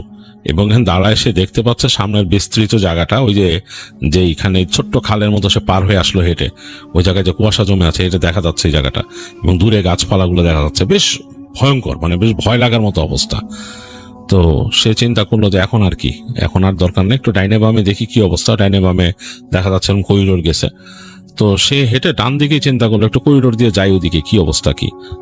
হেঁটে সে একদম ডান দিকে রুমটা চলে গেল। এই পাশে রুমের কোনো দরজা নাই, সবগুলাই কিন্তু এরকম খোলা দরজা, এবং তার যে আলো পড়তেছে ওইখানে, আলোটা কাপা কাপা হয়ে পড়তেছে, বেশ গা শিশির করে উঠতেছে তার। একদম ডান দিকের রুমে যখন সে গেল, কর্নারের রুমটায়, তো ওখানে যেয়ে সে দেখতেছে আলো মারলো ভিতরে, মশালের আলো মেরে দেখতেছে একটা খোলা, মানে একটা খালি ঘর, সেটার মধ্যে তেমন কিছু নাই। পুরানো একটা বিছানা ছিল, বিছানাটা মনে হয় মানে ভেঙে চলে গেছে, একটা কাঁথে পড়ে গেছে এই পাশে। আর তেমন কোনো ফার্নিচার নাই। ফ্লোরের মধ্যে কিছু এই জিনিসপত্র রাখা, এগুলো কাঠ টাটের মনে হয়, সেগুলো দেখলো। এবং ময়লা, অনেক ধুলা টুলা জমে আছে ভিতরে, এবং এই পাশে জানলা দিয়ে আলো এসে পড়ছে ফ্লোরের মধ্যে, কেমন অন্যরকম লাগতেছে। তো সে যখন ঘুরতে যাবে এই সময় সেটা চিৎকার শুনলো, বেশ তীক্ষ্ণ চিৎকার এবং নারী কণ্ঠের চিৎকার, জোরে চিৎকার করে উঠছে, মনে হয় যে কেউ মানে ভয় বা কাউকে আঘাত করলে যেভাবে চিৎকার করে সেরকম। তো সবুজের অনেক ভয় লাগছে। সে চিন্তা করলো যে কে চিৎকার করলো, এই বাড়ির মধ্যে কে চিৎকার করলো। তার মাথায় তখনই অশরীরী ব্যাপারটা আসছে। তো সে চিন্তা করলো না, এখানে থাকা ঠিক হবে না, এখানে মানে কি হইতেছে। আবার এক মুহূর্তে তার মনে হলো এখানে কি খালি জায়গা পেয়ে কোনো অপকর্ম করে কে। এগুলো চিন্তা করতে করতে সে আবার হাঁটা ধরলো সামনে করিডোর দিয়ে। চিন্তা করলো সে ওই মাথায় যাবে, যে দেখবে কিছু হয় নাকি, মানে কিছু আসে নাকি বা কিছু হচ্ছে নাকি এখানে। এই চিন্তা করে সে হেঁটে হেঁটে করিডোর দিয়ে একদম লেফটের শেষ মাথায় বন্ধ গেছে। ওইখানে যে শেষ রুমটা, সেটা সে দেখতেছে দরজা লাগানো এবং ভেতরে মনে হচ্ছে ঝগড়া হচ্ছে, তর্ক, একটা নারী আর পুরুষের ঝগড়া। মানে নারীটা গম গম কণ্ঠে কি বলতেছে, মহিলাটাও বলতেছে, এবং খালি রুমে একো হইলে যেরকম হয় সেরকম। তো সবুজের মনে হলো যে এখানে কোনো একটা অপকর্ম হইতেছে। সে যা ভাবছে তাই, মানে এখানে হয়তো খালি বাসা পেয়ে মানুষজন এটার অন্যরকম ইউটিলাইজ করে, বা আছে না গ্রামের কিছু মানে খারাপ মানুষজন তো আছে, তারা এটাকে এইভাবে ব্যবহার করে নাকি। তো সে তখন ওখান থেকে জোরে বলতেছে, এই এই এখানে কে ভিতরে, বলে সে দরজার মধ্যে জোরে লাথি মারলো একটা। দরজাটা কিন্তু লাগানো ছিল, সে দরজা লাথি মারলো, দেখে তার লাথিতে দরজা খুলে নাই, ঢ্লাস করে শব্দ হলো। ভেতরে তখনও শব্দ আসতেছে এই তর্ক বিতর্কের। তো সবুজ আরো জোরে লাথি দিয়ে সে ঘাট দিয়ে জোরে বাড়ি মারলো, এর পরে তার কাঁধ দিয়ে বাড়ি মারলে দরজা ঠাস করে ভেঙে দরজা খুলে গেল পুরো দুই পাশে ঠাস করে। তো সবুজ সাথে সাথে তার ওই সাথে হাতের যে মশালটা সামনে বাড়ায় ধরলো। আর সবুজ একটা ছুরি রাখতো, সেই ছুরিটাও সে হাত দিয়ে ফিল করলো তার কোমরে আছে কিনা, কারণ এই চরে কাজ করতে আসবে এটা বেশ ভয়ের। তাদের ওইখানে কিন্তু তাদের ওই ঘরের মধ্যে রামদাও আছে, এগুলো তারা রাখে মানে নিরাপত্তার জন্য এখানে। তো সে ছুরিটার মধ্যে হাত দিয়ে ফেল করলো, তার সেই মশালটা সামনে বাড়ায় ধরলো। তার বুকটা ধক করে উঠলো, কারণ রুমের ভেতরে কেউ নাই, পুরা রুমটা খালি, মানে খা করতেছে, রুমের মধ্যে কোনো ফার্নিচারও নাই। স্পষ্ট শুনছে এখানে কোনো জোরে জোরে তর্ক বিতর্ক বা জোরাজোরির শব্দ আর কি। তো সবুজ ভয় পেয়ে গেছে, চিন্তা করলো আমি এটা কিসের শব্দ শুনলাম। এরপরে সে শব্দ শুনতেছে, মনে হচ্ছে যে তার পেছনে, তার থেকে বেশ খানিকটা দূরে কয়েকজন নারী কথা বলতেছে এবং ভীত সন্ত্রস্ত। তো সবুজ মানে বেশ ভয় পেয়েছে। সে হঠাৎ করে পিছন ফিরে দেখলো তার পেছনে কেউ নাই। সে করিডোর ধরে তাকাইলো, সামনে মশাল ধরে দেখলো কেউ নাই। তো সবুজ আস্তে আস্তে সামনে বাড়লো, চিন্তা করলো এই কণ্ঠগুলো কোত্থেকে শুনছি, চিন্তা করলো এখানে থাকা যাবে না। সে বুঝতে পারছে জায়গাটা বেশ ভয়ের, মানে অন্যরকম। তো সে আস্তে আস্তে হেঁটে সিঁড়ি ঘরের দিকে যাচ্ছে, এবং সে কারণ শব্দগুলো ওখান থেকে আসতেছিল সিঁড়ির কাছ থেকে। তো সে যখন নাকি সিঁড়ির কাছে চলে আসছে, মানে একদম মানে ডানে নেমে যাবে আর কি নিচের দিকে, তো একদম নিচে নেমে আসছে, তখন তার কাছে মনে হলো উপর থেকে শব্দ হলো, মানে ফিস করে, নারীরা যদি নিজেরা কানাকানি করে সেরকম শব্দ, ফিস করে। তো সবুজ বুঝলো যে না, এখানে কোনো নারী নাই, কোনো মতো থাকতেই পারে না এখানে, এই আসলে এই জায়গাটা মানে মানে ভৌতিক, হন্টেড। এটা সে চিন্তা করে সে জাস্ট মানে উপরের দিকে একবার তাকাইছে। তার কাছে মনে হলো যে সে কয়েকটা মাথা দেখলো, মানে মানুষ যেরকম উকি মারে উপর থেকে সেরকম, এবং সেই মুখগুলো অন্ধকার, কিচ্ছু দেখা যাচ্ছে না। এবং একটা দমকা বাতাস নামলো, সবুজের হাতের মশালটাই নিভায় ফেললো, মানে মশালের আলোটাই ধপ করে নিভে গেল। এবং সবুজের কাছে মনে হলো যে বাতাসটা লাগছে, বাতাসটা বেশ ঠান্ডা শীতল বরফের মতো একটা বাতাস। সবুজ আসলে সাহস হারায় ফেলেছে, যে দৌড় দিছে ওখান থেকে, সিঁড়ি যে থপ থপ থপ থপ করে নেমে এসে দৌড়ায় বের হয়ে গেছে। চিন্তা করছে খালটা পার হবো কেমন, এখন তো আলো নাই সাথে, মানে চাঁদের আলো যতটুকু পড়ছে অতটুকু যথেষ্ট তার জন্য। তারপর ওই কুয়াশা কিচ্ছু, মানে একটা কুয়াশার লেয়ারের মতো পানির উপর দিয়ে। তো সে অত কিছু চিন্তা না করে ভয় পাইছে, মারাত্মক ভয় পাইছে।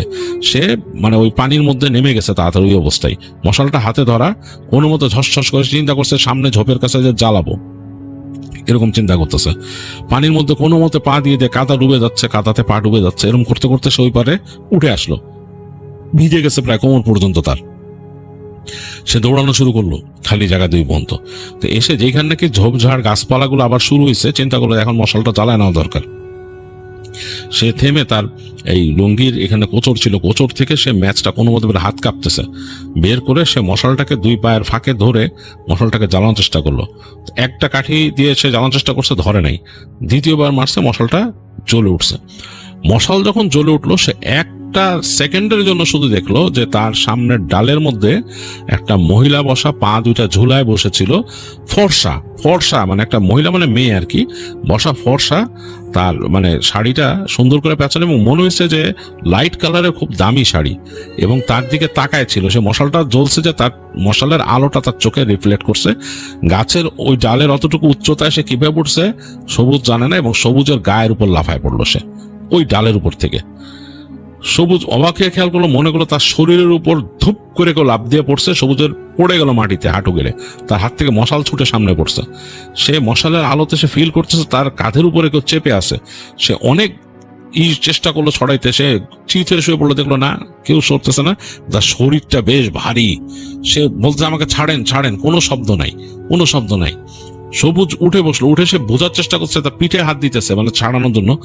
পিঠে কিছুই সে ফিল পাচ্ছে না, নিজের নর্মাল কাঁধ পিঠ এরকম যতটুক ধরতে পারছে হাত দিয়ে, কিন্তু সে মনে হচ্ছে তার ফিলটা মনে হচ্ছে যে তার কাঁধ জড়ায় ধরে কেউ একটা এক্সট্রা ওজন রয়ে গেছে। তো সবুজ কোনো মতে হাঁচড়ে পাচড়ে উঠে, অনেক ওজন ফিল করছে, একটা এক্সট্রা মানুষ নিয়ে চলার মতো। সে কোনো মতে মানে হামাগুড়ির মতো দিয়ে উঠে যায়, তার মশালটা নিয়ে সে দৌড়ানো শুরু করলো, এবং তার ফিল হইতেছে ওই মানুষ নিয়ে সে দৌড়াচ্ছে। তার বুক হাঁপড়ের মতো ওঠানামা করতেছে, মশালটা সামনে ধরা। একটু পরপর সে তার কানের মধ্যে হাসির শব্দ পায়, নারী কণ্ঠের হাসি, মানে কেমন জানি ফিসফিস করে হাসে। এবং সবুজ মাথা নাড়ায়, কাউকে দেখতে পায় না, মানে খুবই অবাক কাণ্ড। সে দৌড়াইতে দৌড়াইতে চলে আসছে একদম তার ইসের পারে, যেখানে নলখাগড়ার এখানে, ওইখানে এসে সে মশাল এরকম উঁচা করে দেখতেছে ওইখানে খালের উপরে দেখা যায় কিনা। দেখতেছে যে হ্যাঁ, ওই পারে দুইজনই দাঁড়ায় আছে, মানে তাদের ছায়া বোঝা, মানে বোঝা যাচ্ছে আর কি, অবয়বটা, যে তাদের আলো ওই পাশ থেকে আরেকটু ডানে কাত হয়ে গেছে, এবং সেটার তাদের অবয়ব পাওয়া যাচ্ছে, এবং তাদের মনে লম্বা ছায়াও পড়ছে সামনে। দেখলো তারা দুইজন। তো সবুজ এখান থেকে চিৎকার করে বললো, আসেন। ওই পাশটা বললো, তা কি হয়েছে আপনার, তাড়াতাড়ি আসেন, চিৎকার করতেছে। তো সে কোনো মতো নৌকায় উঠলো, এবং নৌকায় উঠে তার ব্যালেন্স রাখতে পারতেছে না। সে যে বসে আছে সোজা বসতে পারতেছে না। তার মনে হচ্ছে তার ঘাড়ের উপর একটা ওজন, বিশাল ওজন। সে কোনো মতে নৌকা বাওয়া শুরু করলো, এবং আসলেও নৌকাতে আসলেও মনে হচ্ছে সে একা থাকলে যেরকম ছিল সেরকম না। সবুজ অনেক কষ্টে চেষ্টা করছে বেয়ে ওই পাশে আসার, এবং এক পর্যায়ে আসছে, এসে সে বলতেছে যে আমার ঘাড়ের থেকে বোঝাটা নামান। তো আরমান তাকে বলতেছে, কি নামাবো আপনার উপর থেকে, আপনার কি হয়েছে, আপনি এরকম করতেছেন কেন, এইভাবে চলাফেরা করতেছেন কেন? বলে, আপনি বুঝতেছেন না আমার ঘাড়ের মধ্যে কে চাইপা বসছে? তার মানে বলছে, আমরা তো কেউ রেডি, কিছু দেখি না আপনার গাড়ির মধ্যে, কি বলেন আপনি উল্টাপাল্টা, আসেন তো তাড়াতাড়ি। তো সবুজ মানে নড়তে পারতেছে না। তখন আরমানটা বললো, আচ্ছা তাড়াতাড়ি ওনার নৌকার মধ্যে আপনি শুয়ে পড়েন। বলে, আপনি নৌকায় শুয়ে পড়েন পাটাতনে। শুয়ে পড়ার পর তারা উঠলো ওইখানে নৌকায়, এবং নৌকা বাওয়া শুরু করলো। সবুজ বলতেছে তখন আরমানদের যে, আরমান, আমার মনে হইতেছে যে আমার কেউ চেপে ধরে রাখছে ঘাড়ের মধ্যে ইসে। তো তখন দেখা গেল যে মানে খুব ভয় পেয়েছে আরমান। তখন মানে নিজের মতো দোয়া দুলুদ যা পারতো টুকিটাকে পড়ে পড়ে ফু দিতেছে। এখন প্রত্যেকবার যখন ফু দেয় সবুজের শরীর নাকি হঠাৎ ঝাড়া দিয়ে উঠতেছিল নৌকার মধ্যে, এবং আরমান আর ছোট ভাই দুজনই গেছে, ঝাড়া দিয়ে উঠছে, এবং প্রত্যেক ঝাড়াতে মনে হচ্ছে তার শরীরটা একটু হালকা হয়, আবার তাকে চেপে ধরে এরকম। আর সবুজ এক পর্যায়ে কোকানো শুরু করলো, এবং এই তাকে নিয়ে আসলো তারা এই পাশে তাদের ঘরের কাছে নৌকা নিয়ে আসলো। আরমানি বেয়ে আনছে, এবং এনে নৌকা বেঁধে সবুজকে দুইজনে টেনে নিয়ে আসলো এখানে, এনে ঘরের মধ্যে রাখলো। এবং সবুজ বারবার বলতেছে যে, ভাই আমার কাঁধের মধ্যে অনেক ওয়েট, আমার কাঁধের মধ্যে কে জানে আমার গলা জড়ায় ধরে রাখছে, এবং তার কানের কাছে নাকি হাসে, সেটাও বলতেছে সবুজ, সেটা বলছে কানের কাছে হাসতেছে আমার কানের কাছে কে। তো আরমান এবং ছোট ভাই অনেক ভয় পেয়েছে সবুজকে নিয়ে। এবং দেখা গেল যে মানে এই রাত যখন আরো গভীর হয়ে গেল, সবুজ মানে ঘর ঘর শব্দ করতেছে, এবং উদ্ভটকে কি জানি বকা শুরু করলো। সে তার সেন্সে নাই, নিজের মতো কি বলতেছে, বিড়বিড় করে বলে, আবার খ্যাক খ্যাক করে হাসে নিজের কণ্ঠে। এবং তার এই হাসি এবং কথাবার্তাতে বেশ ভয় পেয়ে গেছে দুইজন, মানে আরমান এবং ছোট ভাই দুজনই ভয় পেয়ে গেছে। তো দুইজন একদম ঘরের এক কোনায় কুকড়ায় আছে। সবুজকে তারা ওই সবুজের জন্য যে বিছনা করছিল ওখানে মানে শোয়াই দিছিল। তো হারিকেনটা তখনও জ্বালায় রাখছে। মানে অনেক রাত তখন হবে। আরমান বলছে যে রাত প্রায় 3টার বেশি হবে, এরকম সময় 3টা 3:30 এরকম সময় হঠাৎ নাকি মানে তাদের ঘুম আসতেছে না, ভয়ে ঝিমুনি লেগে গেছিল, হঠাৎ শব্দ হইলো ফড়ফড় করে। ফড়ফড় শব্দ হতে দুইজনই একসাথে ছিল, তো দুইজন উঠে বসছে। উঠে দেখতেছে যে সবুজ নাকি উঠে বসছে, বসে তাদের দিকে তাকে হাসতেছে, এবং সেই হাসি এত ভয়ঙ্কর মানে এটা আরমানরা জীবনে চিন্তাও করতে পারে না। এগুলো সবুজের কিছুই মনে নাই পরে। সবুজ এটা পরে শুনছে সবুজ নিজে। তো উনি নাকি হাসতেছিলেন, সবুজ বেশ ভয়ঙ্কর ভাবে হাসতেছিলেন, এবং তখন নাকি ফট করে বলে যে আরমাইন না, তোর বুদ্ধিতে আইছিলাম এখানে, না তোর বুদ্ধিতে পাঠাইছো সরে, এরকম করে বলে। তো তখন আরমান প্রচন্ড ভয় পায়, সে কোনো উত্তর দেয় না, সে বিড়বিড় করে দোয়া পড়তেছে, এবং দোয়া পড়লে নাকি তাকে গালাগালি করতেছিল দূর থেকে, মানে এই বন্ধ কর এরকম করে গালাগালি করতেছিল। তো যাই হোক, তারপরেও মানে আরমান যতটুকু পারছে নিজের গায়ে ফু দিছে, ছোট ভাইয়ের গায়ে ফু দিছে, এবং সবুজ থেকে ভয় ছিল যে তারা জানে যে ঘরের কর্নারে দা রাখা আছে, যদি ওই দা ওর হাতে পড়ে তুলতে সমস্যা, ও কি বুঝতেছে যে তাকে কিছু আসর করছে, এটা তারা বুঝে গেছে আরমানরা। এবং তারপর অনেক ভয়, এবং ভোরের দিকে ওই চরের কাছে দূরে কোনো মসজিদ আছে, ওখানে আজান দিছে, জুম্মাঘর বলে তারা, সে আজানের শব্দ আস্তে ভেসে আসছে, এবং ওই সময় নাকি আস্তে করে ধপ করে ওখানে পড়ে যায় সবুজ। তো পড়ে যাওয়ার পরে তারা তাড়াতাড়ি সবুজকে দেখে, গায়ের মধ্যে অনেক হিট, মানে উত্তাপ। তখন চিন্তা করে যে না, ওর তো আসলে নিয়ে যেতে হবে, এখানে রাখলে সমস্যা, রাখা তো যাবেই না। তো ছোট ভাইটাকে তখন আরমান বলে যে তুই এখানে থাক, আমি যাচ্ছি, আমি ওর বাড়ি নিয়ে যাই, এবং ওখান থেকে দেখে অন্য কাউকে পাঠাবো, আর ওর চিকিৎসা হওয়া দরকার বলে তখন নাকি সবুজকে নিয়ে যায়। তো সবুজ অচেতন প্রায়, এরকম দুইজনে মিলে তাকে নৌকায় রেখে সে আরমান বেয়ে বেজে, আরমান অনেক ভয় পেয়েছিল যে নৌকার মধ্যে যদি উঠে বসে এরকম কিছু করে তো বিশাল অবস্থা ভোরবেলা। তো সেই ইচ্ছা করে নৌকা বেয়ে বেয়ে নিয়ে যায় এমন জায়গায় যে মসজিদে যেখানে নাকি মানে ইরা যায়, নামাজিরা যায়, ওই জায়গায় সে জানে যে কোন পাশ থেকে যায়, ওখানে যে সে নৌকাটা ভিড়ায় রাখে। একটু পরে দেখে আসলেই মানে ওখান থেকে ওই নামাজিরা বের হয়ে আসতেছিল ওই রাস্তা দিয়ে। তাকে দেখে তাড়াতাড়ি থামে, কজন বলে কি ব্যাপার, তো সে তখন বলে যে ওরে জিনে ধরছে, এটা জিনে ধরছে, ই করেন। তো যাই হোক, তারা কয়েকজন মুসল্লি আসে, এসে নিয়ে উঠায় ওখান থেকে নিয়ে আসে, এবং বলে যে মসজিদে নিয়ে যেতে হবে, জুম্মা ঘরে নিয়ে যেতে হবে। তো সবুজকে জুম্মা ঘরে নিয়ে যায়, ওখানে নিয়ে নাকি ওই ওখানকার যিনি ইমাম সাহেব তার সামনে রাখেন, তিনি দোয়া দরুদ করে ফু দেন। ফু দেওয়ার পর দেখা যায় সবুজ মানে কি বলতে থাকে, শুয়েই মানে আজে বাজে মানে কথাবার্তা বলতে থাকে। তো তারপর তিনি বলেন যে এই ছেলের কি ছিল, তখন বলে আরমান যে এরকম ঘটনা, ওই ঘরে গেছিল এসে। তো বলে তোর তো আসলে ধরছে, ওরে আসর করছে। তো যাই হোক, পরবর্তীতে ইমাম সাহেব বলেন যে আমি আমার আরেক আছে, মানে তার সাথে এক বন্ধু আছে, তিনি এরকম তার মতোই, তাকে খবর দিব। দুপুরের দিকে তিনি খবর দিয়ে নিয়ে আসেন তাকে জোহরের নামাজের পরে, এবং তারা দুইজন মিলে ততক্ষণ নাকি একদম সবুজ নাকি পড়ে পড়ে ঘুমাচ্ছিল। আনার পর তাকে রুকাইয়া করে, সবুজকে রুকাইয়া করে অনেক ব্যাপার স্যাপার হয়, যেটা হয় এটার বলার কিছু নাই, আপনারা জানেন, বিভিন্ন কথাবার্তা এটা সেটা হওয়ার পরে সবুজকে নাকি ছেড়ে যায়। তো মূল কথা ছিল যে সবুজ কেন ওইখানে গেছে, তারা ওখানে থাকে, ওইটা একটা পোড়ো বাড়ি, ওখানে তারা থাকে, তারা ওই জায়গাটা নিজের মনে করে নিছে, কেউ থাকে না যেহেতু। তো ওখানকার প্রপার ওনার ছাড়া তারা ওই বাড়িতে কাউকে অ্যালাউ করবে না, মানে মূল মালিককে লাগবে। ওরা নাকি ওই জিনিসটাই করে, মানে যে কোনো কোথাও যদি তারা আস্তানা গাড়ে সেখানে তারা মূল মালিককে চায়, মানে নীতিগতভাবে বা আইনগতভাবে সেই মানুষটার ওই জায়গার উপর অধিকার থাকতে হবে। তো তারা ধরে নিয়েছে যে সবুজ অনধিকার চর্চাকারী, সে ওখানে গেছে ই করে, এবং তারা ওই ইসের উপর অনেক রাগ, আরমানের উপর রাগ, সেই পাঠাইছে তাকে সবুজকে ওখানে। তো এইসব কারণে আর এইভাবেই পরে সবুজকে রুকাইয়া করে তারা ওখান থেকে ছাড়ান ইমাম সাহেবরা, এবং সবুজ অনেক দিন এরকম আর কোথাও মানে ক্ষেতের পাহারা টাহারা দিতে যান নাই। এরপর অনেক দিন পরে সে আস্তে আস্তে একটু স্বাভাবিক হয় এবং কাজে কর্মে যোগ দিতে পারে। তো এখানে যেটা পারভেজ বলছে যে এই তাদের এলাকাতে একটা ব্যাপার আছে, তারা বলে যে ঘাড়ে ভর করছে, ওখানে নাকি বলে যে জিন ঘাড়ে ভর করছে, বা ভূত ঘাড়ে ভর করছে, বা পেতনি ঘাড়ে ভর করছে। এইটার তারা একটা যথার্থতা নাকি তারা বলছে যে এইটা নাকি তাদের ওখানে যে কয়জনকে এরকম আসর করছে তাদের বলা হয় তারা নাকি তাদের পিঠে অনেক ভার অনুভব করে, মনে হয় কেউ একজন তাদের পিঠে আছে, এবং কানে কানে ফিসফিস করে। তো যাই হোক, এই ছিল শফিউলের শেয়ার করা ঘটনা, যেটা সে তার বন্ধু পারভেজের কাছ থেকে শুনছে, তার চাচার ঘটনা।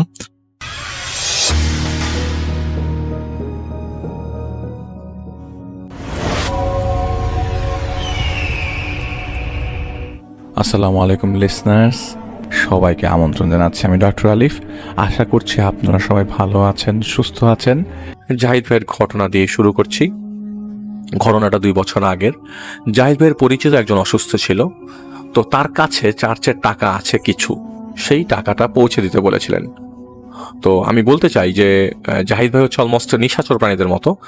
দিনের আলো জাহিদ ভাই সহ্য হয় না। এছাড়া জাহিদ ভাই দিনের বেলা যে যখন বের হয় তখন তার শরীর খারাপ লাগে।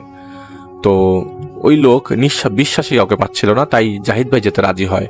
তো জাহিদ ভাই তার দেয়া ঠিকানা মোতাবেক একটা চার্চে যায়, মেইন গেট দিয়ে প্রবেশ করে। তখন ছিল দুপুর, আর প্রথমবার চার্চে গিয়েছে, তাই চার্চের সবুজ পরিবেশটা জাহিদ ভাইয়ের বেশ ভালো লাগছিল। টাকাতে যে চার্চ পেয়েছে তার একটা ডকুমেন্ট চেয়েছিল জাহিদ ভাই, তাই একজন ফাদার তাকে অপেক্ষা করতে বলে ভেতরে। তাই তিনি বাইরে এসে দাঁড়িয়েছিল। হঠাৎ একটা চিৎকার চেঁচামেচি শুনে পেছনে ঘুরে দাঁড়ায় তিনি দেখতে পায় একটা মেয়ে এলোমেলো চুলে এদিক ওদিক দৌড়াচ্ছে। সিকিউরিটি এবং বেশ কয়েকজন মহিলা তাকে ধরার চেষ্টা করছিল। তো জাহিদ ভাই বলেছিল আগে, আপনারা জানেন, সে কিছু দেখে, কিছু বুঝতে পারে। জাহিদ ভাই দেখলো কালো পশমে ভরা একজন মানুষের মতো কি সেই মেয়েটার পিঠে বসে আছে, আর সারা ওই লোকটার মহিলার ওই মানে মানুষটার সারা শরীরে পশম। জাহিদ ভাই এমন কিছু দেখে কিছু বুঝে কিছু বোঝাবার আগেই হঠাৎ করে নিজের অজান্তেই তার আঙ্গুল দিয়ে একটা তুড়ি দেয়, এবং তিনি তুড়ি দেওয়ার সময় দেখে তার আঙ্গুলে সে রিং পরা ছিল। তখনই সেই তুড়ি মারার শব্দটায় মেয়েটা কানের কাছে চলে যায়। মেয়েটা সেই জায়গায় দাঁড়িয়ে যায়। মেয়েটা জাহিদ ভাইয়ের দিকে তাকায়। মেয়েটা তখন মানে ঘের ঘের করছিল। তখন তার মুখ দিয়ে সাদা ফেনা আসছিল। সে তাকিয়ে থাকলো, আর জাহিদ ভাই চোখের ইশারা দিয়ে সে মেয়েটার মধ্যে থাকা খারাপ জিনটাকে ইশারার মাধ্যমে বলল, ভেতরে যা। অনেকে ইশারা দিয়ে দেখায় না, ভেতরে যা, এরকম ভাবে। এই চোখের ইশারায় তাকে বলছিল। মেয়েটাকে বেশ কয়েকজন ভেতরে নিয়ে যায়। যাওয়ার সময় জাহিদ ভাইকে লক্ষ্য করে সে থুতু মেরে যায়। সবাই এটা বুঝেছিল যে মেয়েটা জাহিদ ভাইকেই দেখছে। জাহিদ ভাইয়ের জন্য পরিবেশটা বেশ অস্বস্তিকর লাগতে লাগলো। যেই ফাদার তাকে একটা প্যাড নোট টাকা যেটা মানে দিয়েছে, টাকা যে মানে টাকা যেতে পেয়েছে সেটা যে দিবে, সেটা দিতে যেয়ে দেখলো যে তিনি ওই লোক মানে জাহিদ ভাইকে দাঁড়িয়ে আছে। জাহিদ ভাইকে দেখলো যে তিনি দাঁড়িয়ে আছে। তো জাহিদ ভাইকে তিনি ডাকেন, জাহিদ ভাই ওনার কাছে যায়। ওই প্যাড নোটটা নিয়ে জাহিদ ভাই বের হয়ে যায়। বের হওয়ার সময় সিকিউরিটি একজন জাহিদ ভাইকে এসে ডাকে, বলে যে আপনাকে ফাদার ডেকেছেন। তো জাহিদ ভাই ইচ্ছা করেই যা কারোরই নাম বলছে না, এবং ছদ্মনামও এখানে ব্যবহৃত হচ্ছে না। তো জাহিদ ভাই দেখলো সেই ফাদারের কাছে দানের টাকা দিয়েছিল যে তিনি দাঁড়িয়ে আছেন। তিনি জাহিদ ভাইয়ের কাছ থেকে ফোন নাম্বারটা নেন, এবং জাহিদ ভাই সেখান থেকে চলে আসে। সেদিনের পর একদিন বিকালে জাহিদ ভাইয়ের কাছে সেই ফাদারের ফোন আসে। জাহিদ ভাই তাকে দেখা করতে বলেন। তিনি জাহিদ ভাইকে বলেন যে সেদিনের ঘটনা নিয়ে তিনি অনেক কিছু জিজ্ঞাসা করেন। আলাপ আলোচনার পর তিনি মেয়েটার সমস্যা বলতে শুরু করে। মেয়েটার নাম হচ্ছে মারিয়া, বয়স 23 বছর। মাস 3 আগে সে তার 2 বান্ধবীকে নিয়ে একটা সিমেট্রিতে ঘুরতে গিয়েছিল, ঢাকা শহরের একটা সিমেট্রি। সেখানে মারিয়া তার দাদির গ্রেভে মানে কবরে ফুল দিতে গিয়েছিল, যেহেতু তার দাদি মারা গিয়েছিল অনেক দিন আগে। আসলে তারা গিয়েছিল কিছু ফিল করতে, অনুভব করতে। মারিয়া এবং তার বান্ধবীরা আত্মার সাথে কমিউনিকেট করার জন্য প্ল্যান চেট করে সেখানে। মূলত তারা গোল হয়ে বসে, তারা প্রত্যেকের হাত ধরে কিছু মন্ত্র বা যাই হোক পাঠ করছিল, যেটা কারোরই কনসার্ন না। তখন মাগরিবের আজান দিতে 20 মিনিট বাকি। হঠাৎ করেই তারা শীত অনুভব করতে থাকে। তাদের মনে হচ্ছিল কেউ তাদের দিকে তাকিয়ে আছে। আর ঠিক সেই সময় সিমেট্রির গার্ড তাদের বের হয়ে যেতে বলে। তারা তখন সেখান থেকে ফিরে আসে যার যার বাসায়। মারিয়া তার ঘরে ঢুকে দেখতে পায় তার বই খাতা, বিছানার চাদর, বালিশ সব কিছু এলোমেলো হয়ে আছে। আর দেয়ালে জল ছাপের মতো একটা লেখা আছে। লেখাটা ছিল, তুই মরবি। এটা দেখে সে ভয় পেয়ে দৌড়ে সে ঘর থেকে বের হয়ে যায়। বাবা মাকে ডেকে তাদের রুমে নিয়ে আসে। তারা এসে ঠিকই দেখেন ঘরে এলোমেলো, কিন্তু দেয়ালে কিছুই লেখা ছিল না। আর তখন তার এক বান্ধবী যে সিমেট্রিতে ছিল সে মারিয়াকে ফোন দেয়, এবং সেই কথাগুলোই বলে যে অবস্থা মারিয়ার বাসার মধ্যে ছিল। কিন্তু তফাৎ ছিল, সেই বান্ধবী দেয়ালে কোনো জল ছাপ ছিল না। সেদিন রাতে মারিয়া ঘুমিয়েছিল। মারিয়া স্বপ্নে দেখতে লাগলো মারিয়ার মা মারিয়ার ঘরে ঢুকে সে মারিয়ার বিছানার চারিপাশে ঘোরাফেরা করছিল এবং বিড়বিড় করে কিছু পড়ছিল। আর তখন মারিয়ার ঘুম ভেঙে যায়, এবং মারিয়া দেখতে পায় তার মা বাস্তবেই ওর বিছানার চারপাশে ঘুরছে। মারিয়ার মা বলে, যখন ডাক দিল সেই মূর্তিটা থেমে যায়। মা বলে যখন ডাক দিল, মারিয়ার মা কি তার মাকে মারিয়া যখন মা বলে ডাকতো, তখন সে মূর্তিটা থেমে যায়, মারিয়ার দিকে তাকায়। মারিয়া ভয়ে শক্ত হয়ে যায়, নাড়াচাড়া করতে পারছিল না। তখন সেই ছায়া মূর্তিটি মারিয়ার গলা চেপে ধরে বিছানা থেকে তুলে দেয়ালে ছুঁড়ে মারে। আর তখন মারিয়ার আর কিছু মনে ছিল না। সকালে মারিয়ার ঘুম ভাঙে, মারিয়ার মা ওর সেবা করছিল। সেই রাতে ঘটনা সে তার মাকে বলে এবং বলে দেয় তারা কি করেছিল সেদিন বিকালে। এটা শুনে মারিয়ার মা মারিয়াকে খুব বকাঝকা করে এবং সেদিন তাকে একজন ফাদারের কাছে নিয়ে যায়। ফাদার তাকে তাদের মতো করে ঝাড়ফুঁক দিয়ে দেয়, সাথে ছোট একটা হলি ক্রস দিয়ে দেয় গলায় পরার জন্য। সেদিন রাতে মারিয়ার ঘুম ভেঙে যায় গরমের কারণে। মারিয়া উঠে বসলো। সে টের পায় কিছু একটা তার পেটের উপর বসেছিল, যা উঠে বসার কারণে বিছানায় কাত হয়ে অন্ধকার থাকায় সে বুঝতে পারেনি। সে শুনতে পাচ্ছিল কুকুর যেভাবে পানি খায় সেভাবে পানি খাওয়ার শব্দ আসছিল।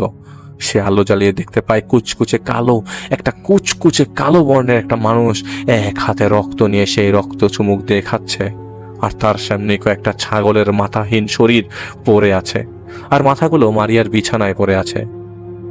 এটা দেখে মারিয়া চিৎকার করে চোখ বন্ধ করে আর তার মা বাবাকে ডাকে। কেউ শুনছিল না। মারিয়া শুনতে পায় ভয়ানক একটা কণ্ঠে তাকে সেই কালো মূর্তিতে বলছে, চুপ। অন্ধকারে সে দেখতে পায় সেই মূর্তিটি দাঁড়িয়ে আছে। তার কাছে এসে বলে, তুই মরবি, তোকে মরতে হবে, তোকে নিতে এসেছি আমি। তখন সে মারিয়ার গলা থেকে হলি ক্রসটা ছিঁড়ে নিয়ে ফেলে এবং মারিয়াকে দেখিয়ে বলে, তোকে কেউ বাঁচাতে পারবে না। হঠাৎ সেই মূর্তি প্রলয়ের মতো করে বলতে থাকে এক অজানা ভাষায় মন্ত্রের মতো কিছু। কিভাবে লিখবে জাহিদ ভাই জানেন না। এমন হয়ে পড়ছিল যা শুনে মারিয়া নিজের উপর কন্ট্রোল হারিয়ে ফেলে। সেই মন্ত্র পাঠের সাথে সাথে মারিয়া দুলছিল তাল মিলিয়ে। মারিয়ার মনে হচ্ছিল ওর ডান হাতের তালুটা কেমন গরম লাগছিল। মারিয়া তাকিয়ে দেখে সেই নিকোষ কালো মূর্তিটা ওনার ডান হাতের তালুর চামড়া যেভাবে কসাইরা চামড়া তুলে ফেলে সেইভাবে ওর ডান হাতের তালুর চামড়া তুলে ফেলে। এটা সে সহ্য করতে না পারিয়ে জ্ঞান হারিয়ে ফেলে। 2 দিন পর জ্ঞান ফেরে হাসপাতালের বেডে। পাশেই ওর মা, ওর হাতে ব্যান্ডেজ করা ছিল। জ্ঞান ফেরাতে তিনি মারিয়াকে জড়িয়ে ধরেন। উনি বলেন, কিরে মা, কি হয়েছে তোর? এমন করছিলি কেন তুই? আমরা তো তোকে কিছুই করি নেই, কিছুই বলি নেই, তুই কেন ঝাঁপ দিতে গেলি? আসলে মারিয়ার মা সকালে মেয়ের ঘরে যেয়ে দেখতে পান ওর হাতের তালু, বিছানা এবং ঘরের কয়েক জায়গায় রক্ত ভরা। তিনি দেখে চিৎকার দিয়ে উঠে ওর বাবাকে ডেকে নিয়ে আসে। মারিয়া হুট করে তা দেখেই উঠেই দৌড়ে বারান্দার রেলিং উঠে লাফ দেওয়ার চেষ্টা করে, কিন্তু মারিয়ার বাবাকে ধরে ফেলে। মারিয়া তার মাকে রাতে সব বলে। মারিয়ার বাবা একজন ফাদারের কাছে আবারও যান। সেই ফাদার মারিয়ার বাসায় যান, ওদের বাড়িতে পানি ছিটান। যখন মারিয়ার উপর তিনি পানি ছিটান, মারিয়া ঠিক তখনই ওর মুখ থেকে থুতু বের করে ছুঁড়ে মারে এবং মোড়ামুড়ি শুরু করে দেয়। হা হা করে তাচ্ছিল্য ভরা হাসিতে সে হাসতে শুরু করে। তো ফাদার তাকে জিজ্ঞেস করে, কে তুমি? কেন এই মেয়েটাকে কষ্ট দিচ্ছ? তখন সে ঘের কণ্ঠ বলে, আমার পরিচয়ে জানার যোগ্যতা তোর নেই, কিন্তু আমি জানি তুই কে। তোর মায়ের নাম হীরামন, আর তুই হচ্ছিস কচুরিপানা। বললে সে থুতু মারতে থাকে। চলে যা, তোর উপরে যারা আছে তাদের ডেকে নিয়ে আয়। ফাদার তো যখন মেয়েটাকে বলে তোমার ছেড়ে দিতে হবে, তখন সে উত্তর দেয়, হ্যাঁ ছেড়ে তো দিবই, আগে মেরে ফেলবো তারপর ছাড়বো। তারপর যখন ওর শরীরের ভেতরে থাকা পোকাগুলা ওর মরা শরীর খেয়ে বড় হবে, তখন সেই পোকাগুলো খাবো বলে সে আবারও হাসি শুরু করে দিল। এরপর সে বলে, আমাকে খোঁচানোর জ্বালা সইতে পারবি না, চলে যা পাদ্রি, নাহলে তোর মা কোথায় থাকে আমি তা জানি। পরে ফাদার আর বেশ কিছুক্ষণ ঝাড়ফুঁক করে সেই বদ জিনটাকে সরিয়ে দেয়। ফাদার যাওয়ার সময় বলে, এই জিন কিন্তু আবার ফিরে আসবে, আপনার সিনিয়র কাউকে দেখান। তো মারিয়ার মা মারিয়ার সেই 2 বান্ধবীর সাথে দেখা করে যেদিন ওই সিমেট্রিতে তারা গিয়েছিল আসলে উনি জানতে চান কি হয়েছিল সেদিন কেন এরকম, সে কি হয়েছিল যার কারণে তার মেয়ে ভুগছে। তার কেমন সদুত্তর কেউ দিতে পারেনি। তো এখানে যে 2 বান্ধবী ছিল তারা তাদের একজনের ঘরে এলোমেলো হয়েছিল, যেভাবে মারিয়ার ঘরে এলোমেলো ছিল, আরেকজনের কিছুই হয় নাই। তো মারিয়ার মায়ের সন্দেহ হয়, তাহলে এই মেয়েটাকে কিছু করেছে কিনা যার সাথে কোনো সমস্যা হয়নি। এর মধ্যে অন্য আরেকজন ফাদারের কাছে তারা মারিয়াকে নিয়ে যায়। প্রায় প্রতিদিন মারিয়াকে ঝাড়ফুঁক দেওয়া হতো, না হলে মারিয়া রাতে ঘুমাতে পারতো না।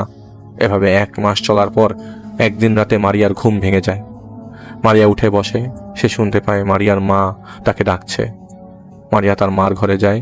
গেট খুলে সে ঘরে ঢুকতেই মারিয়ার বুকটা কেঁপে ওঠে। মারিয়া দেখতে পায় তার বাবা ফ্লোরে পড়ে আছে, তারা সারা শরীরে রক্ত, মনে হচ্ছে যেন চামড়া তুলে ফেলেছে তার বাবার। তার শরীরে অসংখ্য খেকো পোকা কিলবিল করছে, আর মারিয়ার মা তার পাশে বসে একটা করে সেই পোকা তুলে নিয়ে খাচ্ছে। তার মুখটা রক্তে মাখানো। সে মারিয়াকে ইশারা দিয়ে 1 হাত দিয়ে তার বাবার শরীর থেকে সেই পোকাগুলো তুলে মারিয়ার দিকে বাড়িয়ে দেয়। তা দেখে মেয়েটা সেখান দিয়ে দৌড় দিয়ে নিজের ঘরে চলে আসে। চিৎকার করে সে সাহায্য চাইছিল বারান্দায় দাঁড়িয়ে। তখনই মেয়েটার মা বাবা এসে মেয়েটাকে শান্ত করে, ওকে বোঝানো হয় কিছুই হয়নি, সব ঠিক আছে। এইভাবে এক একটা দিন যাচ্ছিল। একদিন মারিয়াকে বড় ফাদারের কাছে নিয়ে যাওয়া হয়। বড় ফাদার ছিলেন অভিজ্ঞ। মারিয়াকে দেখিয়ে তিনি বলেন, এই দুষ্টু প্রেত এই বাচ্চাটাকে কেন জ্বালাচ্ছিস? তখন মারিয়া স্বাভাবিকভাবে বলল, ফাদার আমি তো কিছু করিনি। ফাদার বলে, না মা, তোমাকে কেন বলবো? আর ঠিক তখন মারিয়ার কানে ব্যথা শুরু হয়। বড় ফাদার তখন তার মতো করে প্রার্থনা করছিলেন। মারিয়া বলে, ফাদার কারেন্ট চলে যাবে। এটা বলা মাত্রই সেই ভবনের বিদ্যুৎ সংযোগ গোলযোগ বিকল হয়ে যায়। বড় ফাদার তখন বলে, এই দুষ্টু, তুই এমনটা করে কি দেখাতে চাস? তুই শক্তিশালী?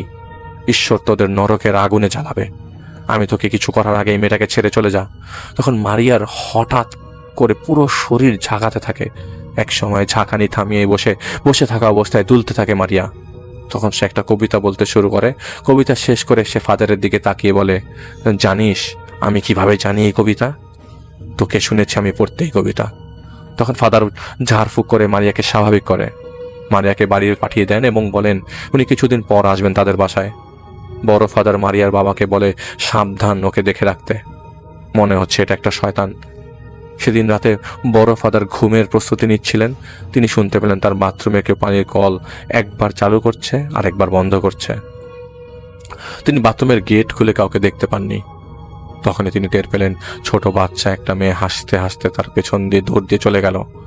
তিনি ঘুরে তাকান এবং তখনই সেই ঘরের বিদ্যুৎ চলে যায়। তিনি চাপায় একটা শয়তানি হাসি শুনতে পাচ্ছিলেন যা তার চারপাশ থেকে আসছিল। ফাদার তখন তার কানে অনেক রকমের কান্না জড়িত কণ্ঠের কথা শুনছিল। ফাদার আমাকে বাঁচান, আমি পড়ে যাচ্ছি। ফাদার আমার জন্য প্রার্থনা করুন। ফাদার আমি মোম জ্বালাতে পারছি না। এরকমের কথা তিনি শুনছিল।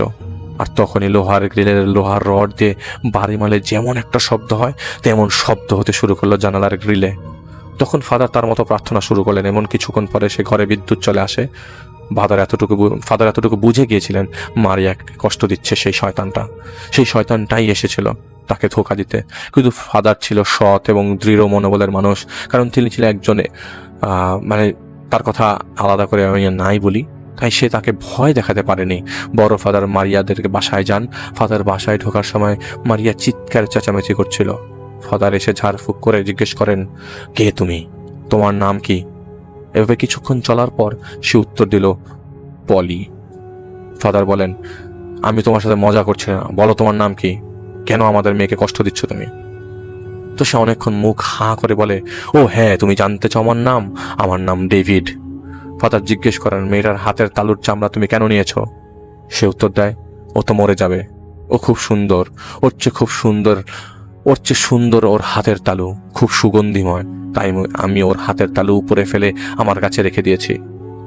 ফাদার বলেন, তুমি যদি আমাদের মেয়েকে পছন্দ করো তবে কেন তুমি তাকে মেরে ফেলতে চাও? কখনো দেখেছো কাউকে নিজের পছন্দের জিনিসকে ক্ষতি করতে? সে বলে, পাদ্রি, তুই চাল পছন্দ করিস? ফাদার বলেন, আমি ওর প্রশ্নের উত্তর চাই। সে বলে, আরে ধুর, তোর প্রশ্নের উত্তর দিয়ে আমার লাভ কি? এটা বলায় ফাদার আবার ঝাড়ফুঁক শুরু করেন। এরপর তিনি জিজ্ঞেস করেন, কেন আমাদের মেয়েকে তুমি ধরে রেখেছ? সে বলতে চায়নি। অনেক জোরাজুরি করার পর সে বলে, সাঁঝের বেলায় আমিও ঘুমাচ্ছিলাম, ও আমাকে জাগিয়েছে, আমন্ত্রণ করেছে, এসে দেখি ও চলে যাচ্ছে। ওর পিছু নিয়ে ওর বাসা পর্যন্ত যাই। ওর ঘরে ঢোকার আগেই আমি ওর ঘরে যাই। এত সুন্দর ঘর আমার ভালো লাগেনি, ওলট পালট করে দিয়েছি। বাইরে আজানের শব্দে আমার খুব কষ্ট হচ্ছিল, যন্ত্রণা পাচ্ছিলাম। মনে যাচ্ছিল টেনে ছিঁড়ে ফেলতে মারিয়াকে, কিন্তু হাতের কাছে পাইনি, তাই আমি ওকে ধরে ফেলেছি। পাদ্রি, আমি কোথাও যাব না, কেউ আমাকে কিছুই করতে পারবে না। তখন ফাদার ঝাড়ফুঁক দিতে শুরু করেন এবং এক পর্যায়ে মারিয়ার কালো বমি শুরু হয়। বমির সাথে সাথে সে মৃত শরীরের খেকো পোকাগুলো বেরিয়ে আসতে শুরু করে। এতটা বমি আর এত পোকা দেখে সহ্য করার মতো পরিবেশ ছিল না। সেই বমি থেকে একটা উটকো বাজে গন্ধ চারদিকে ছড়িয়ে পড়ে। সে বলতে থাকে, পাদ্রি থাম, না থামলে মারিয়ার কলিজা টিপে দেব। বড় ফাদার থামেন, বড় ফাদার বলে যে না, আমি থামবো না। তিনি ঝাড়ফুঁক করতে লাগলেন এবং এক সময় মারিয়া বেহুশ হয়ে যায়। সেদিন থেকে এক সপ্তাহ মারিয়া ভালো ছিল এবং একদিন মারিয়া আয়নার সামনে দাঁড়িয়ে কিছু করছিল। মারিয়া লক্ষ্য করে আয়নায় ও বসে আছে, কিন্তু আসলে তখন মারিয়া দাঁড়িয়ে ছিল। হঠাৎ আয়নায় মারিয়া কিছু একটা চিবাতে শুরু করে। আর ঠিক তখনই সে টের পাচ্ছিল সে মুখে কি কিছু চিবাচ্ছে, আর তীব্র যন্ত্রণা তার মুখের ভেতর এবং ঠোঁটের পাশ দিয়ে রক্ত দিয়ে বের হয়ে শুরু করে।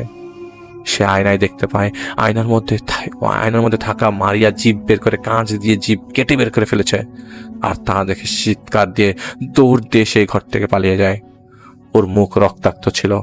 হাসপাতালে নেওয়ার পর দেখা যায় জিভ এবং মুখের ভেতর কেটে গেছে বিভিন্ন জায়গায়। আপনারা যারা মানে ওই মৃগী রোগীর, তাদের কিন্তু মাঝে মাঝে এরকম দেখা যায় যে মৃগী রোগ যখন সিজার অ্যাটাক হয় তখন কিন্তু এরকম জিহ্বায় কামড় দিয়ে ফেলে।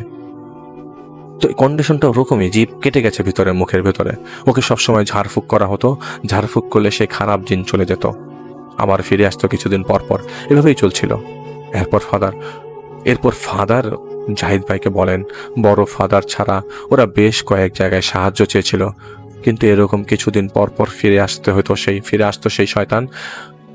তো গতকাল যখন তুমি জাহিদ ভাই এখানে ছিল, তখন বড় ফাদার ঝাড়ফুঁক করছিলেন এবং সেখান থেকে পালিয়ে যাওয়ার চেষ্টা করে। তো জাহিদ ভাই শোরগোল শুনে এসে দেখে মারিয়া দাঁড়িয়ে, জাহিদ ভাই তখন দাঁড়িয়ে ছিল বাইরে, আর ওই মুহূর্তে ভেতরে বড় ফাদার ওই মেয়েটার ট্রিটমেন্ট করছিল। তো তখন এই পাদ্রি এই ছোট ফাদার এসে দেখে যে তিনি দাঁড়িয়ে আছে। তো ভেতরে যাওয়ার সময় জাহিদ ভাই মারিয়াকে বলতে শুনে ওই সুরটাকে বের করে দিয়ে নইলে ভালো হবে না। পরে মারিয়া ঝাড়ফুঁকের সময় সমানে জাহিদ ভাইকে গালি দিচ্ছিল। সে অনেক কথা বলেছিল জাহিদ ভাইয়ের নামে। তো তাই সেই ফাদার এসেছে জাহিদ ভাইয়ের সাথে কথা বলতে। তো উনি বলছিলেন যে আমরা বিশ্বাস করি ঈশ্বর সাহায্য পাঠানোর সবার জন্যই। এরপর ফাদারের সাথে জাহিদ ভাইয়ের কথা হয় আরো, এবং জাহিদ ভাইয়ের ব্যাপারে তাকে বলে এবং তার কাছ থেকে মারিয়াদের ঠিকানা সংগ্রহ করে। ফাদার বিদায় নিয়ে সেখান থেকে চলে যায়। তো জাহিদ ভাই মতো চলে আসে এবং মনে হতে লাগলো জাহিদ ভাইকে কেউ ফলো করছে। তো জাহিদ ভাই শরীরে কাটা দিতে লাগলো, কিন্তু বেশ কিছুক্ষণ পর জাহিদ ভাই আর সেই জিনিসটা অনুভব করেনি। রাতে নাম ঠিকানা দিয়ে অপেক্ষা করছিল। তো এতক্ষণ যা লিখেছে জাহিদ ভাই, তার সব কিছুই এমনভাবে পাল্টে যাবে তা জাহিদ ভাই কখনো চিন্তা করেনি। জাহিদ ভাই ভেবেছিল যে শয়তান টাইপের কেউ হবে, কিন্তু বাস্তবটা ছিল অবিশ্বাস্য।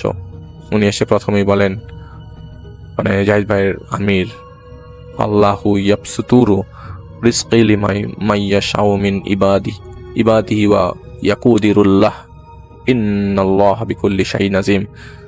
সূরা আনকুবাতের আয়াত 62। আল্লাহ তার বান্দাদের মধ্যে যাকে ইচ্ছা রিজিক প্রসারিত করে দেন, যাকে ইচ্ছা সংকুচিত করে দেন। নিশ্চিতভাবেই তিনি সবকিছুর ব্যাপারে অবগত। চাইলে কি কেউ কারো ভাগ্য ছেড়ে নিতে পারে? না, পারে না। তারা অজ্ঞ, জ্ঞানহীন। জিজ্ঞেস করে দেখো তো মারিয়ার বিদেশ যাওয়ার কোনো ইচ্ছে ছিল কিনা? জাহিদ আমির সাহেব বলছে, কারণ যে ওর ক্ষতি করেছে সে চেয়েছে মারিয়া যেন সফলতা লাভ করতে না পারে। কেউ তাকে জাগায়নি। কাফেরের স্বভাব মিথ্যা বলার। মেয়েটার বান্ধবী যে প্রথম দিন মারিয়াকে ফোন দিয়ে বলেছিল তার ঘর এলোমেলো, আসলে সে বানিয়ে বলেছিল এই কথা। আর ঘটনাচক্রে তার ফোন কলের কথাটা মিলে যায়। এখন কেউ যদি সন্দেহ করে জাদুটোনার, তবে যাতে সেই নিরপরাধ মেয়েটাকে যেন নিরপরাধ হয় সেটাই তিনি ব্যবস্থা করেছিল। সেই বান্ধবী জ্বলতো ওর সফলতা দেখেই। তাই সে বুদ্ধি করে ধীরে ধীরে ওদের প্রলুব্ধ করে আত্মা ডাকবার, যাতে করে সবাই এটা ধরে নিতে পারে আত্মা ডাকবার ফলে মারিয়ার এমন হয়েছে। সে একজন কাফের মানুষের কাছে যায়। কাফের লোক তাকে বলে সে মারিয়ার ভাগ্য বদল করে দিতে পারে। এজন্য মারিয়ার হাতের তালুর চামড়া লাগবে। তারা সেই দুষ্ট কাফের জিনের কাছে সাহায্য নেয়। তারা তার কথা মতো সেই সময়ে যখন তারা সিমেট্রিতে ছিল, তখন সেই মেয়ে মারিয়ার চুল সহ কিছু জিনিস সবার অগোচরে সংগ্রহ করে নিয়ে সেই কাফের মানুষের কাছে দিয়েছে, এবং এরপর মেয়েটার হাতের তালুর কিছু অংশ সেই জিন নিয়ে যায়। এগুলো গোমরাহ, ভুল, কেউ কারো রিজিক নিতে পারবে না। সেই জিন মারিয়াকে অসুস্থ করে দেয়। বিনিময়ে সেই মেয়ে কিছু তো অবশ্যই পেয়েছে। এখনো সময় আছে, যদি তারা চায় অবশ্যই আমরা সাহায্য করব। সেদিন রাতে তিনি চলে যান। সেদিন দুপুরে জাহিদ ভাই ফাদারকে ফোন দিয়ে জানতে চায় মারিয়ার অন্য দুই বান্ধবীর কথা, তারা কে কোথায় করছে, কি করছে। পরে ফাদার জাহিদ ভাইকে জানান মারিয়ার এক বান্ধবী স্কলারশিপ পেয়ে ইউকেতে চলে গেছে। মারিয়ার কন্ডিশন খারাপ হওয়ার ওর বান্ধবীকে দেওয়া হয়, আর আরেক বান্ধবী তার মতোই পরে লেখা চালিয়ে যাচ্ছে। মানে মারিয়া স্কলারশিপের জন্য অ্যাপ্লাই করেছিল, সেটা হয়নি, সেটা নিয়ে গেছে মারিয়ার আরেক বান্ধবী। তো যাই বুঝতে পারে এই সেই মেয়ে যে স্কলারশিপ পাওয়ার জন্য এই কাজটা করেছে। তো যাই ফাদারের সাথে দেখা করে, ফাদারকে বুঝিয়ে বলে, কিন্তু এটা যে বান্ধবী করেছে তা জাহিদ ভাই এড়িয়ে যায়। তো জাহিদ ভাই মারিয়ার বাবার সাথে কথা বলে, এর মধ্যে কিন্তু মারিয়া ঠিক ছিল। 2 দিন পর সব প্রস্তুতি নিয়ে জাহিদ ভাই মারিয়াদের বাসায় যায়। আগে থেকেই সেই বদ জিন মারিয়াকে ধরে রেখেছিল। জাহিদ ভাই ঘরে ঢুকে মারিয়ার সামনে বসেছিল। জাহিদ ভাই তাকিয়েছিল ওর দিকে। কিছু সময় জাহিদ ভাই কথা বলেনি, আর তখন সে বলতে শুরু করে, ভাব দেখাচ্ছিস, সেদিন তুই আমাকে আঘাত করেছিলে, আর আজ এখানে এসে পড়েছিস। শুন, আমি সব জানি কে তুই, কি করিস তুই একটা ধান্দাবাজ। এই পাদ্রী শুন, ও খারাপ উদ্দেশ্য নিয়ে এসেছে, তোদের ভুলভাল কথা শোনাবে।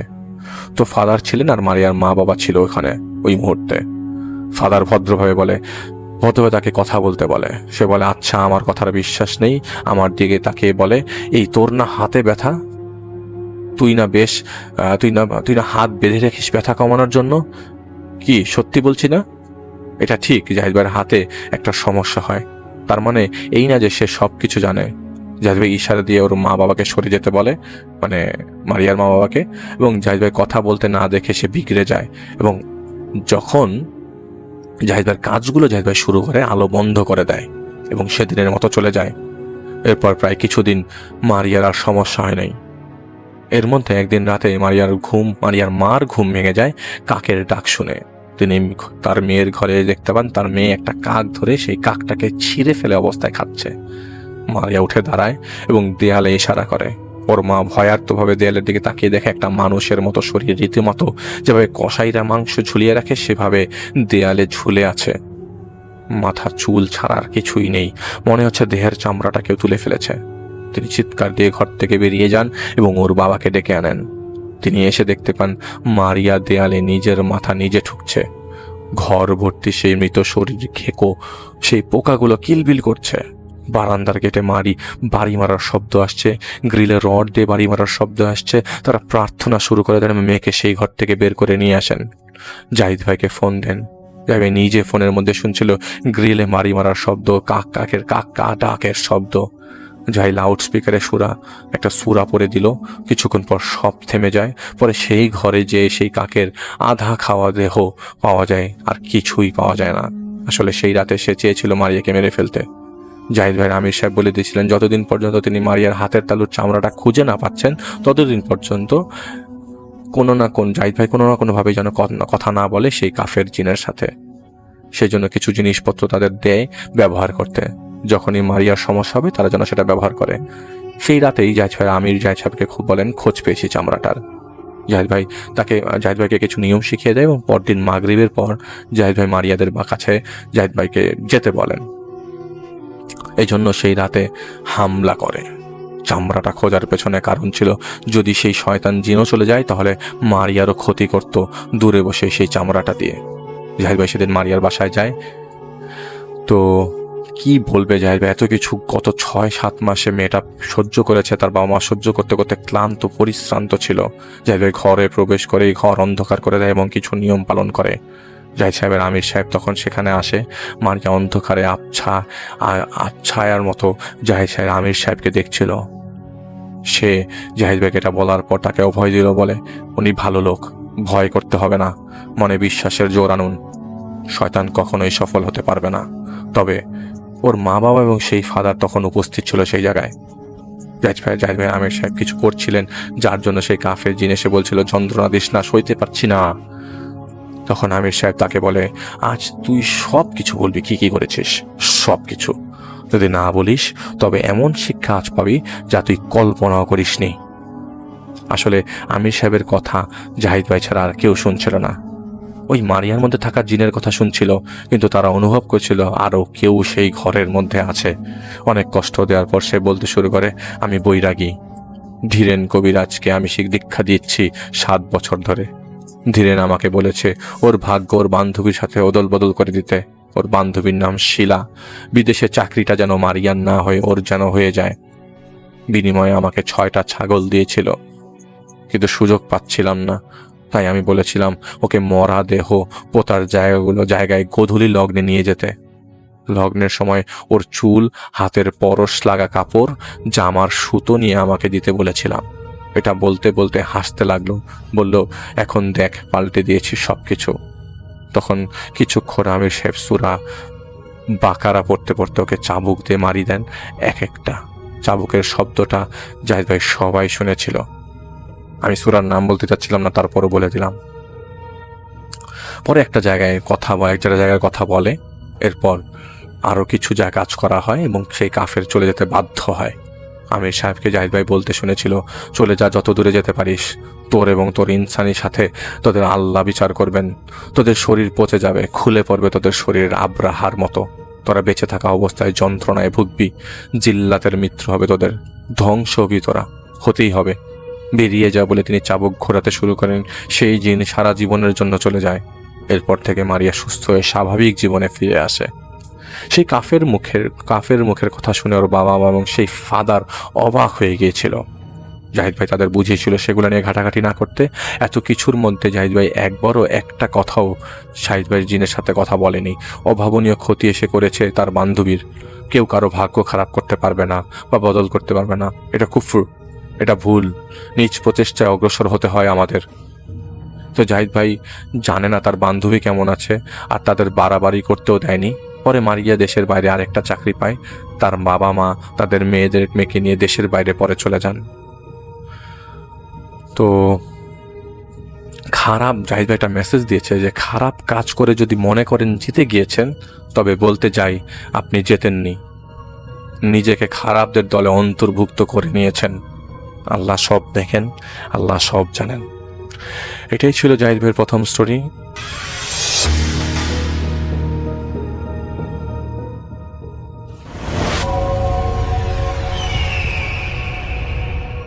হ্যালো লিসেনার্স, হ্যালো রাসেল ভাই, আসসালামু আলাইকুম। আশা করি সবাই ভালো আছেন, ভালোর তলায় আছেন। আমার নাম রিপন, আমি লালমোহাট থেকে বলতেছি। রাসেল ভাই, আজকে যে ঘটনাটা আমি শেয়ার করব, এই ঘটনাটা আপনার ভাই যে ঘটনা প্রথমে বলেছেন, সেই ঘটনার সাথে আজকে আমার এই ঘটনাটার বেশ মিল আছে। তিনি যেমন শেষের দিকে এসে স্বপ্নকেন্দ্রিক ঘটনার কথা বলেছিলেন, আজকে আমি যে ঘটনাটা বলবো এটা সেম টু সেম ওই স্বপ্নকেন্দ্রিক একটি ঘটনাটা ঘটেছিল আমাদের এই লালমোহাট জেলার পার্শ্ববর্তী জেলা, নাম হচ্ছে কুড়িগ্রাম। সেই কুড়িগ্রাম জেলার নাগরশির উপজেলার একটি প্রত্যন্ত গ্রামের। সঙ্গত কারণে যিনি আমাকে ঘটনা পাঠিয়েছেন তার নাম ঠিকানা তিনি বলতে নিষেধ করেছেন। তবে যার সাথে ঘটনাটা ঘটেছিল তিনি তার নাম বলেছেন সজীব। তো এই সজীব ভাইয়ের সাথে একটা ঘটনা ঘটেছিল, সেই ঘটনাটা আজকে আমি আপনাদের মাঝে শেয়ার করব। তো যে সময় ঘটনাটা ঘটেছিল সে সময় সজীব ভাইয়ের বয়স ছিল 18 বছর। ঘটনাটার সময়কাল ছিল 2015 সালের দিকে। তখন সজীব ভাইয়ের বয়স ছিল 18 বছর। সবেমাত্র তিনি কৈশোর থেকে যুবকে পদার্পণ করেছেন। তো ছেলেটি, সেই সজীব নামে সেই ছেলেটি খুবই সাদামাটা ছিল, একদম সাধারণ ছিল। বাবার সঙ্গে কৃষিকাজে সাহায্য করতেন, বিকেলে বন্ধুদের সাথে আড্ডা দিত, আর রাতে মাদ্রাসার পাশে একটা ছোট্ট ঘরে পড়াশোনা করত। এটা তার ছেলের রেগুলার রুটিন। সে তার বাবার সাথে কাজ করতো, বন্ধুদের সাথে খেলাধুলা করতো এবং রাতের বেলা মাদ্রাসার পাশে একটা ছোট্ট ঘরে সে পড়াশোনা করত। কিন্তু তার মধ্যে হঠাৎ করে অদ্ভুত আচরণ পরিলক্ষিত হয়। যে সজীব ছোটবেলা থেকেই মাঝে মাঝে কিছু দুঃস্বপ্ন দেখত, যেগুলো আসলে প্রথম থেকে কোনো সমস্যা হতো না, বা তার পরিবারের লোকজনও আসলে এই বিষয়টা জানতো না। সজীব প্রথম স্বপ্ন দেখতো কিন্তু কাউকে বলতো না। কিন্তু সে অনুভব করে এক সময় থেকে, এবং সে নিজের মধ্যে এমন সব অদ্ভুত জিনিস অবলোকন করে যে সে স্বপ্নে যা দেখে বাস্তবে সেই জিনিসগুলো ঘটতে থাকে। প্রথম থেকে সে আসলে এগুলো হয়তো কাকতালীয় মনে করেছিল, সজীব নিজে কাকতালীয় মনে করেছিল। কিন্তু দিন যত যাচ্ছে সে যখন আসলে এই বাস্তবতা জিনিসগুলো বুঝতে শিখে, তো তখন এক পর্যায়ে তার বাবা মাকে শেয়ার করতে বাধ্য হয় যে তার সাথে এই ধরনের ঘটনাগুলো ঘটতেছে। তো প্রথম দিকে তার বাবা মা আসলে এই বিষয়গুলোকে গায়ে লাগাতো না, বা তারা আসলে কথার কোনো গুরুত্ব দিত না। তো কিন্তু ওই সজীব যা বলেছিল তার বাবা মাকে, কিছু কিছু বিষয় যেগুলো বলেছিল, তারা দেখে যে পরের দিন সত্যি সত্যি সেই বিষয়গুলো ঘটতে শুরু করে বা ঘটে যায়। তো এরপর থেকে রাসেল ভাইয়ের ঘটনাটা শুরু হয়। তো এক রাতে সজীব স্বপ্নে দেখলো যে তাদের বাড়ির উঠানে রাখা আম গাছটা প্রচন্ড বাতাসে ভেঙে পড়েছে। এটা কিন্তু তার বাবা মাকে বলেছিল, কিন্তু তার বাবা মা প্রথমে বিশ্বাস করেনি। কিন্তু পরের দিন সকালে ঘুম থেকে উঠে দেখে যে সত্যি সত্যি সেই আম গাছটা ভেঙে পড়েছে। তো সকালবেলা হলো তার বাবা এটা দেখে তো বেশ অবাক হয়ে যান যে এই এত বড় প্রকাণ্ড আম গাছটা ভেঙে পড়লো কিভাবে। তো একদিন সে দেখলো যে তাদের পার্শ্ববর্তী বাড়ির একটা গরু হারিয়ে গিয়েছে। কিন্তু সত্যি সত্যি রাসেল ভাই, পরের দিন সেই গরুটি আর খোঁজ পাওয়া যেত না। সেই গরুটা যেন হারিয়ে গিয়েছে, সেটাকে আর কখনোই খুঁজে পাওয়া যায়নি। এবং রাসেল ভাই ঠিক এরপরে তার বাবা আমাকে শেয়ার করে যে তার পার্শ্ববর্তী একটা বাড়িতে, গ্রামের বাড়িতে, তাদের বাড়ির পাশে একটা গ্রামের বাড়িতে আগুন লেগেছে। এই বিষয়টা তার বাবা আমাকে শেয়ার করেছিল। কিন্তু রাসেল ভাই তার পরের দিন ঠিক একইভাবে সেই বাড়িতে আগুন লাগার খবর পায় সেই সজীবের বাবা মা। তো এরপর থেকে বিশ্বাস করতে শুরু করে যে সজীব আসলে যা স্বপ্ন দেখে সেগুলোই আসলে বাস্তবে পরের দিন ঘটে যায়। তো একদিন রাত প্রায় 3টার দিকে সজীব ঘুমের মধ্যে দেখলো যে গ্রামের মসজিদের সামনে অনেক মানুষ দাঁড়িয়ে আছে। সেসব মানুষগুলো সবাই চুপ, কারো মুখে কোনো কথা নেই। মাঝখানে একটা সাদা কাফনে ঢাকা লাশ রাখা। তো সজীব সেই লোকগুলোকে, সে সাদা কাপড় পরা লোকগুলোকে সে ভিড় ঠেলে সামনে এগিয়ে গেল এবং সে সামনে এগিয়ে গিয়ে সেই লাশটির মুখ দেখার চেষ্টা করলো। প্রথমত সে ছোট থাকাতে তাকে আসলে ভিতরে মুরব্বীদের কারণে যেতে পারতেছিল না, কিন্তু সে আসলে খুবই কৌতূহল ছিল যে এই লাশটা কার। তো সে যখন মুখ দেখার জন্য সেই লাশটার মুখ দেখার চেষ্টা করতেই হঠাৎ সাদা কাপড়ের নিচ থেকে একটা হাত বেরিয়ে এলো। হাতটি ধীরে ধীরে তার দিকে এগিয়ে এসে তার কবজি ধরে ফেললো। এটা সে ঘুমের মধ্যে দেখে সে সজোরে চিৎকার দিয়ে উঠল। আর ঠিক তখনই তার ঘুম ভেঙে গেল। সে ঘুম ভেঙে যখন সে সজাগ হয়, সে দেখে যে তার সারা শরীর ঘামে ভিজে গেছে। তো এরপর সে যখন চিৎকার দেওয়ার পর যখন দেখলো তার সারা শরীর এভাবে ঘামে ভিজে গেছে এবং এটা আসলে কোনো বাস্তব ছিল না, এটা ছিল স্বপ্ন, সে তখন কিছুক্ষণ সেই অন্ধকারের মধ্যে বসে থাকে। তারপর রাসেল ভাই জানালার দিকে সে তাকায়, দেখে যে বাইরে একদম নিস্তব্ধ, একদম গুটগুড়ে অন্ধকার, এক গভীর রাত। তো তার কাছে মনে হচ্ছে যে সবাই ঘুমাচ্ছে, কিন্তু তার কিছুক্ষণ পর তার কাছে মনে হচ্ছিল যে স্বপ্নটা অন্য সব স্বপ্নের মতো নয়। তো সকাল হওয়ার পর সজীব জানতে পারলো রাতের শেষ প্রহরের গ্রামের হাশেম চাচা হঠাৎ মারা গেছেন। তো সজীবের বুকের ভেতরটা কেঁপে উঠল, কারণ স্বপ্নে যে লাশটি সে দেখেছিল সেটা ছিল হাশেম চাচারই লাশ। সেই স্বপ্নের মধ্যে হাশেম চাচা লাশ দেখেছিল। তো সেদিন থেকে সজীব আর কাউকে নিজের স্বপ্নের কথা বলতে চাইতো না। কিন্তু কয়েকদিন পর আবার সে একটি স্বপ্ন দেখলো। এবার স্বপ্নে সে দেখলো গ্রামের এক তরুণ, তার নাম হচ্ছে রফিক, সে রাস্তার পাশে পড়ে আছে। সে অচেতন অবস্থায় পড়ে আছে এবং তার চারপাশে কিছু মানুষ জমা হয়ে আছে। কেউ বলছে রফিক আর নেই, আবার বা কেউ বলছে রফিক মনে হয় অজ্ঞান হয়ে গেছে। আবার অনেকে বলতেছে যে ছেলেটা এত অল্প বয়সে মারা গেল, মানে বিভিন্ন জনে বিভিন্ন কিছু বলতেছে। হঠাৎ করে সজীবের ঘুম ভেঙে যায় এবং সে বিছানায় আটকে ওঠে এবং বিছানায় বসে পড়ে। তো সে আসলে প্রথমে এটা কোনোভাবে ভাবতেছিল না যে সজীব ওই রফিকের মৃত্যু কি হয়ে দেখতে পারে। সে প্রথমে অবাক হচ্ছিল এবং এটা সে কি দেখলো সে ভাবতেছে। তো এরপরে সজীব যেটা করে, সে চিন্তা করে, মানে এক মুহূর্তে দেরি না করে সে ভোরে সকালের আলো ফোটার আগেই সে হলো তার রফিকের বাড়ি থেকে দৌড়াতে থাকে এবং সে রফিকের বাড়িতে পৌঁছায় এবং দেখে যে রফিক ঠিকঠাক আছে, সে জীবিত আছে। এটা দেখে সে যেন একটা আত্মা শান্তি পায়। তো সজীবকে সে সবকিছু বলে। তো সজীব আসলে সেই রফিককে সবকিছু বলে এবং বলে যে সাবধানে থাকতে। কিন্তু রাসেল ভাই পরের দিন দুপুরে বলতে সকালের পর যে দুপুর আসে, সেই দুপুরের পরে গ্রামের মানুষ দৌড়ে এসে খবর দিল রফিক রাস্তার পাশে অচেতন অবস্থায় পড়ে আছে। তো এটা শুনে সজীব ছুটে গেল এবং সেখানে গিয়ে পৌঁছালো, দেখলো যে রাসেল ভাই সত্যি সত্যি সেই রফিক রাস্তার মধ্যে তার মৃতদেহটা পড়ে আছে, সে আর বেঁচে নেই। তো এরপরে রাসেল ভাই এই বিষয়গুলো ঘটতে থাকে তখন সজীবের বাবা মা বেশ চিন্তিত হয়ে পড়ে যে এই ছেলে যা যা দেখতেছে সবকিছুই যেন বাস্তবে ঘটতেছে।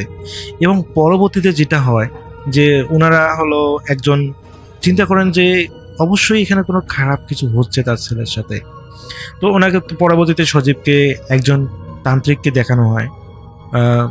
তো ওই তান্ত্রিক হলো যখন সজীবকে পরীক্ষা নিরীক্ষা করে বলেন যে আসলে আপনার ছেলে আসলে স্বপ্ন দেখে আসলে কিছু দুষ্টু দিনের মাধ্যমে। তো এর সাথে যে কারেন্ট জিন আছে, সেই কারেন্ট জিনটা আমরা জানি যে প্রত্যেকটা মানুষের সাথে কিন্তু কারেন্ট জিন থাকে। তো এই কারেন্ট জিনটাকে কিছু জিন আপনার হচ্ছে করছে, বলতে আয়ত্ত নিয়েছে। তো এই আয়ত্ত নিয়ে সেই খারাপ জিনগুলো দেখা যায় যে এই কারেন্ট জিনের কাছে শুনতে চেত যে কিছু কিছু মানুষের বিষয়ে জানতে চাইতো, এই সজীবের কারেন্ট জিনের সাথে যোগাযোগ করে জানতে চাইতো যে যে আগামীকাল কি ঘটবে, কার সাথে, মানে একটা এলাকার নির্দিষ্ট কারো নাম বলে জিজ্ঞেস করতো যে এর সাথে কি ঘটবে। তো সেই কারেন্ট জিনটা এক প্রকার বাধ্য হয়ে সেই খারাপ জিন, দুষ্ট জিনগুলোকে বলতো যে এই ধরনের ঘটনা ঘটবে, যেহেতু আমরা জানি কারেন্ট জিনগুলো আমাদের ভবিষ্যৎ সম্পর্কে জানে। তো সেই কারেন্ট জিন যখন বলে দিত এবং সেই অনুযায়ী সেই জিনগুলো এই সজীবকে স্বপ্ন দেখাতো এবং সেই স্বপ্ন অনুযায়ী তারপরের দিনে কিন্তু সেই ঘটনাগুলো ঘটতো। তো এরপরে ওই কবিরাজ বলে যে আসলে এটা সমাধান করার একটাই মাধ্যম, সেটা হচ্ছে যে ওই কারেন্ট জিনকে সেই দুষ্ট জিনের হাত থেকে রক্ষা করতে হবে, বলতে সেই বের করে আনতে হবে, তাহলে আপনাদের ছেলে আর কখনো এই ধরনের স্বপ্ন দেখবে না এবং এই ধরনের ঘটনা আর ঘটবে না। তো রাসেল ভাই, এরপরে ওই কারেন্ট জিন একটা মোটা অঙ্কের টাকা দাবি করে, যেটা ওই সময়ে তাদের পরিবার থেকে এত একটা মোটা অঙ্কের টাকা দেওয়া কোনোভাবেই সম্ভব ছিল না। তো এইভাবে তারা আসলে প্রায় 7 দিন আরও চলে যায়, যেহেতু তারা আসলে ওই কবিরাজকে মোটা অঙ্কের টাকাটা দিতে পারে নাই, তার দাবিকৃত টাকাটা দিতে পারে নাই, যার কারণে দেখা যায় সেই কবিরাজটা কোনো ধরনের সাহায্য করে না। তো তারা আসলে আর একটা অন্য কবিরাজকে দেখায় এবং সেই কবিরাজও সেম কথাই বলে এবং তিনি আগের কবিরাজের থেকে কম টাকায় কাজটা করে দিবেন বলে জানান। এবং রাসেল ভাই, পরবর্তীতে এই সজীবের বাবা তার প্রায় হলো অনেকগুলো ধান, বিশেষ করে তার হলো গরু, ধান এবং ছাগল, মানে এক কথা তাদের হলো চাষাবাদের যে জিনিসগুলো, বিশেষ করে পশু পাখি যেগুলো ছিল, হাঁস মুরগি সবকিছু বিক্রি করে তারা অনেক ধার দেনা করে ওই তান্ত্রিকের টাকাটা পরিশোধ করে এবং সেই তান্ত্রিক সফলভাবে সেই কারেজিনকে ওই দুষ্ট জিনদের হাত থেকে বের করে নিয়ে আসে। এবং এরপর থেকে রাসেল ভাই ওই তান্ত্রিক কিছু দোয়া দুরুদ হলো শিখাই দেয়, বিশেষ করে ওই সজীবকে, এবং তাকে একটা তাবিজও দেয়, যে বলে যে বাসার থেকে বের হওয়ার সময় সে যেন এই দোয়া দুরুদগুলো পড়ে এবং এই তাবিজটা যেন সে তার হাতের মধ্যে কবজিতে লাগায়। তো তাহলে আর কখনো সে খারাপ স্বপ্নগুলো দেখবে না এবং তার সাথে কোনো ধরনের ঘটনা ঘটবেও না। তো রাসেল ভাই, সত্যি সত্যি যখন সে আসলে ঘুমানোর আগে এই তার ওই তাদেরকে দেয়া তাবিজটা লাগিয়ে ঘুমাতো, এরপর থেকে অটোমেটিকভাবে সে আসলে ওই খারাপ স্বপ্নগুলো দেখা বন্ধ হয়ে যায় এবং তারপরের দিন যে ঘটনাগুলো ঘটে এগুলো আসলে সে কোথা থেকেও শুনতে পায় না, সেগুলো যেন বন্ধ হয়ে যায়। রাসেল ভাই, এটাই ছিল সজীবের ঘটনা। এটা আমাকে পাঠিয়েছে আরিফ, এটা হচ্ছে কুড়িগ্রাম থেকে। তো আমি চেষ্টা করেছি আরিফের মতো ঘটনাটা শেয়ার করতে। আমি জানি না ঘটনাটা কতটুকু ভালো করে শেয়ার করতে পেরেছি। যদি ঘটনার মধ্যে কোনো ভুল ত্রুটি হয়ে থাকে সবাই ক্ষমা সুন্দর দৃষ্টিতে দেখবেন। তো সবাই ভালো থাকবেন, সুস্থ থাকবেন, এই প্রত্যাশায় আল্লাহ হাফেজ।